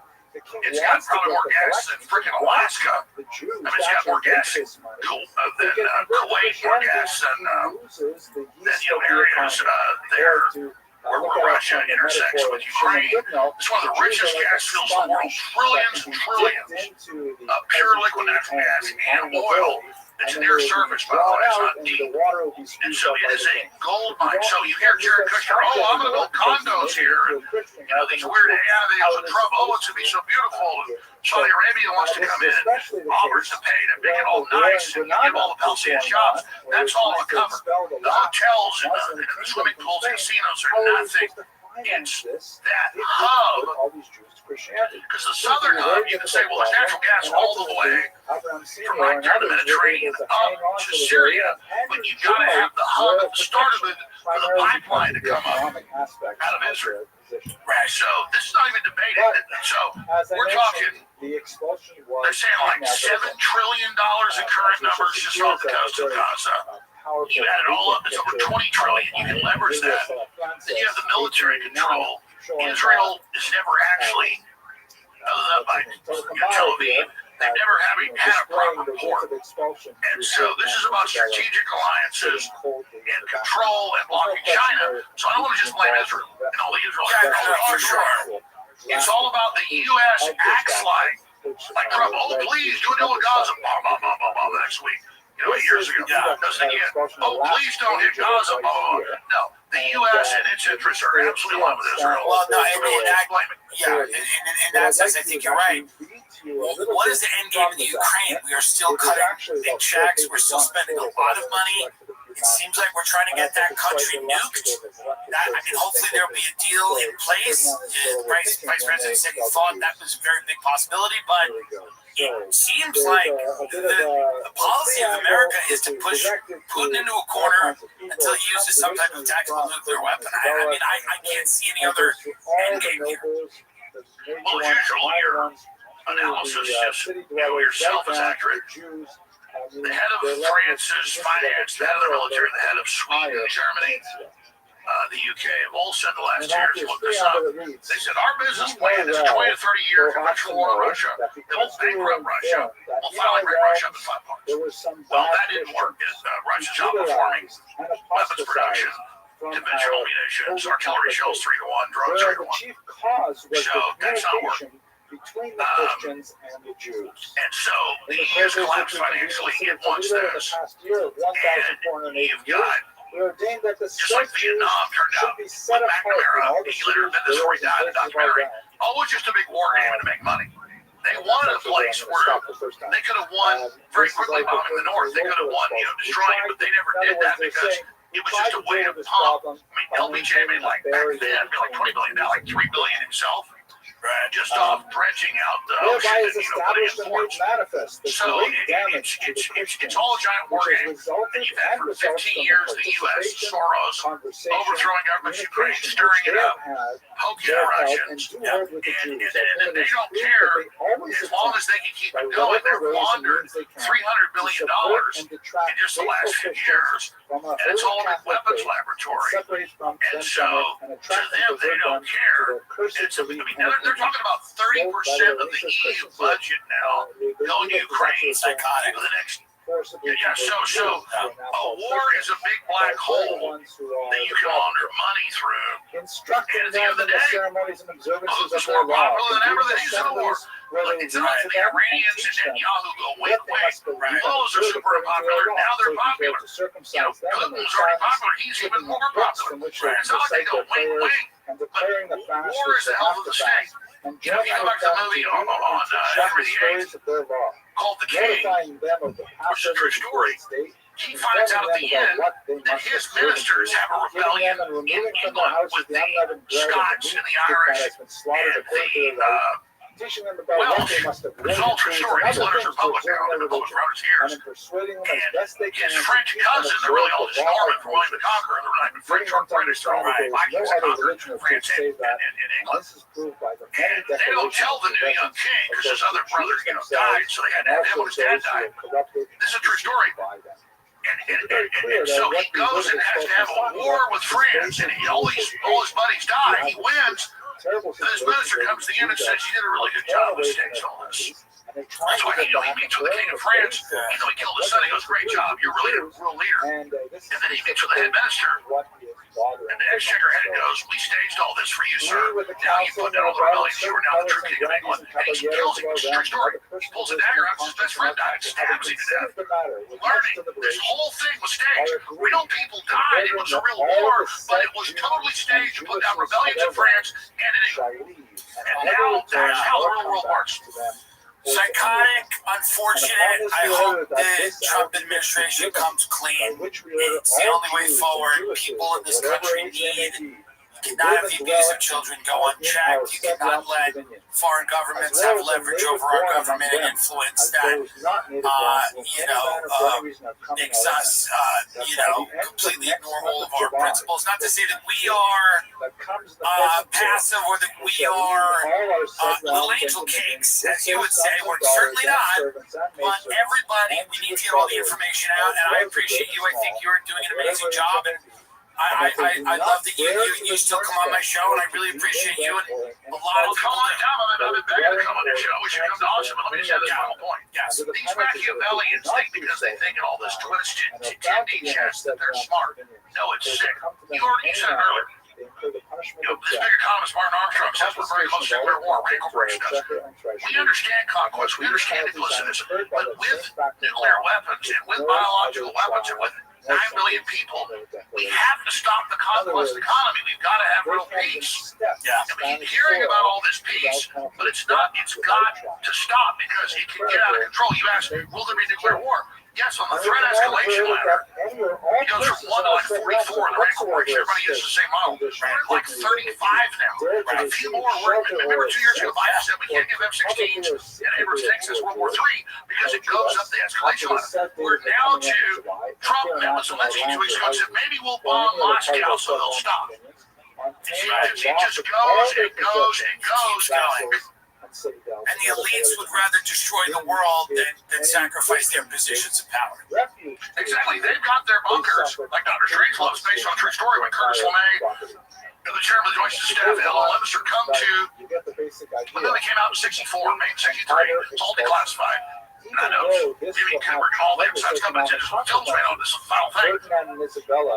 Curtis LeMay, the deputy head of the Joint Staff, and the Joint Staff, L.L. Lemonster, look this up, folks. They come the last year of the Eisenhower administration, Supreme Allied Commander, super hardcore, was mad at the Germans, said, well, there's only food for other people, we'll starve 2 million to death. It wasn't like he was a pussy at the end of the war.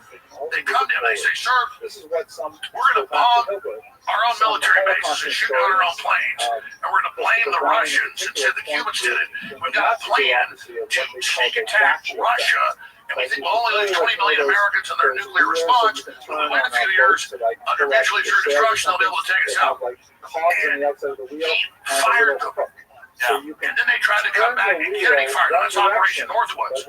The movie Dr. Strangelove was leaked basically to Kubrick. And he made the film to show what happened. They were literally in meetings talking about mine shafts and how he get gross domestic product up. Even in the worst case scenario, they knocked out most of the population. And they came to Eisenhower, and then they tried again. Guess who the adjunct of L.L. Lemonster was? Like 27. Donald Rumsfeld. So when you see 9/11 and the Project American Century, it's the same people. And Cheney, he brought it. So this is literally the ghost of L.L. Lemonster. The ghost of Curtis LeMay. The movie, Dr. Strangelove, gives a documentary of what almost happened. The Cuban Missile Crisis, declassified. The U.S. put Nike missiles on the border of Russia in several places, including Turkey, medium-range nukes. Russia put nukes there. I'm not in Russia, never been to Russia. The point is that We're all told school books, oh, the Russians put medium-range nukes in Cuba because they're assholes. No, Khrushchev was on TV saying, get your missiles out, but our media was so controlled, nobody knew we put missiles on their border. So it's the same story. It's not the average American's bad. It's not that Eisenhower's bad or Kennedy was bad. We have these crazy power-mad generals. And now what do? We put missiles on Russia's border. That's what Russia said a year ago. They said, you're hitting us every day with medium-range hypersonic missiles. We can't stop. If you hit us 2 or 3 a day, we won't respond. But if we see a large aeronautic attack of hundreds or thousands of missiles, we have to believe it's a nuclear sneak attack because that's how they can shoot. Right? To Mach 5, Mach 10. They can take out all the Russian bases. Most of Russia's weapons are in the West. Most of Russia's are in the West. And they say if you shoot a bunch of these, we got to go and nuke you. So we've got to believe it's a nuclear sneak attack. That's why we're so close. You ask, are we close to nuclear war? The atomic energy scientist out of Chicago, the most respected, that looks at and said we are the closest to nuclear war. Remember, you heard 2 minutes to midnight? It used to be 2 minutes to midnight, or something like 20 seconds to nuclear war. Yeah. So with the Cuban Missile Crisis, 2 minutes to midnight means total nuclear war. Last time I checked, we're 20 seconds from midnight. That's your answer. Follow me at Real Alex Jones on X, Infowars.com/show. And I love you, Tim Dillon. Love you, Alex Jones. Thank you so much. Alex Jones, everyone. Thank you. Alex Jones with us, legendary broadcaster, friend of the show. I've been lucky enough to speak to him about a lot of the crazy shit that has gone on the past 10 years. And, we'll just come right out with it. We want to get your... And all of those things, to give those things up, must have been incredibly difficult. Not to mention the pressure from his children, who may not have felt the same way he does. We do have several financial records and court records that attest to some of their activities. But in the end, all we do know is that he and his family... Juicier, crispier, tastier.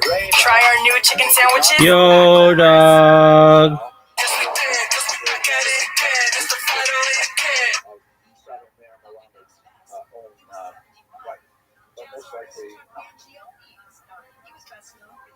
So the aftermath was complete economic chaos. Baynard goes through a tremendous amount of detail discussing how the peninsula now bereft of Jews, except for a significant number who moved to Portugal. We'll study that next week. What exactly happened there is also, unfortunately, a very sad story.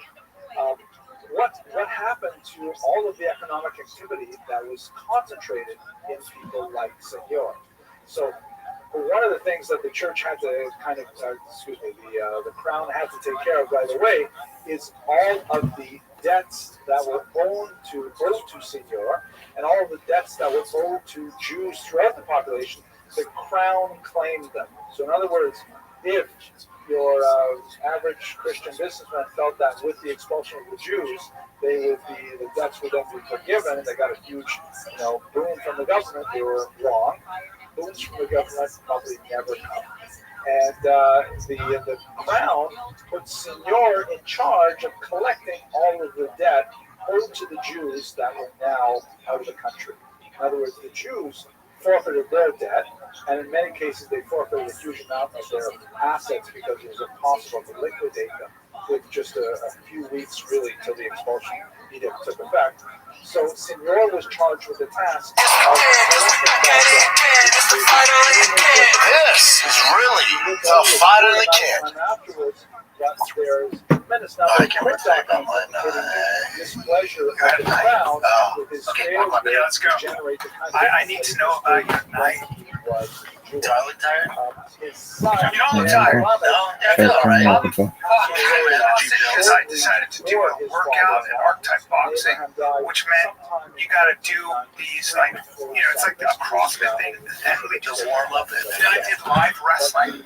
Live wrestling at 58, not a good idea, and everybody's bigger. So I'm fine. You're tired? I'm just. It was doesn't wake you a lot. up. It doesn't wake you up. Usually it does. This was a lot.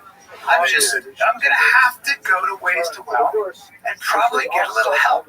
I might start microdosing. I said it. When I say microdosing, I ain't talking about mushrooms. I'm talking about some test. Well, that's not microdosing.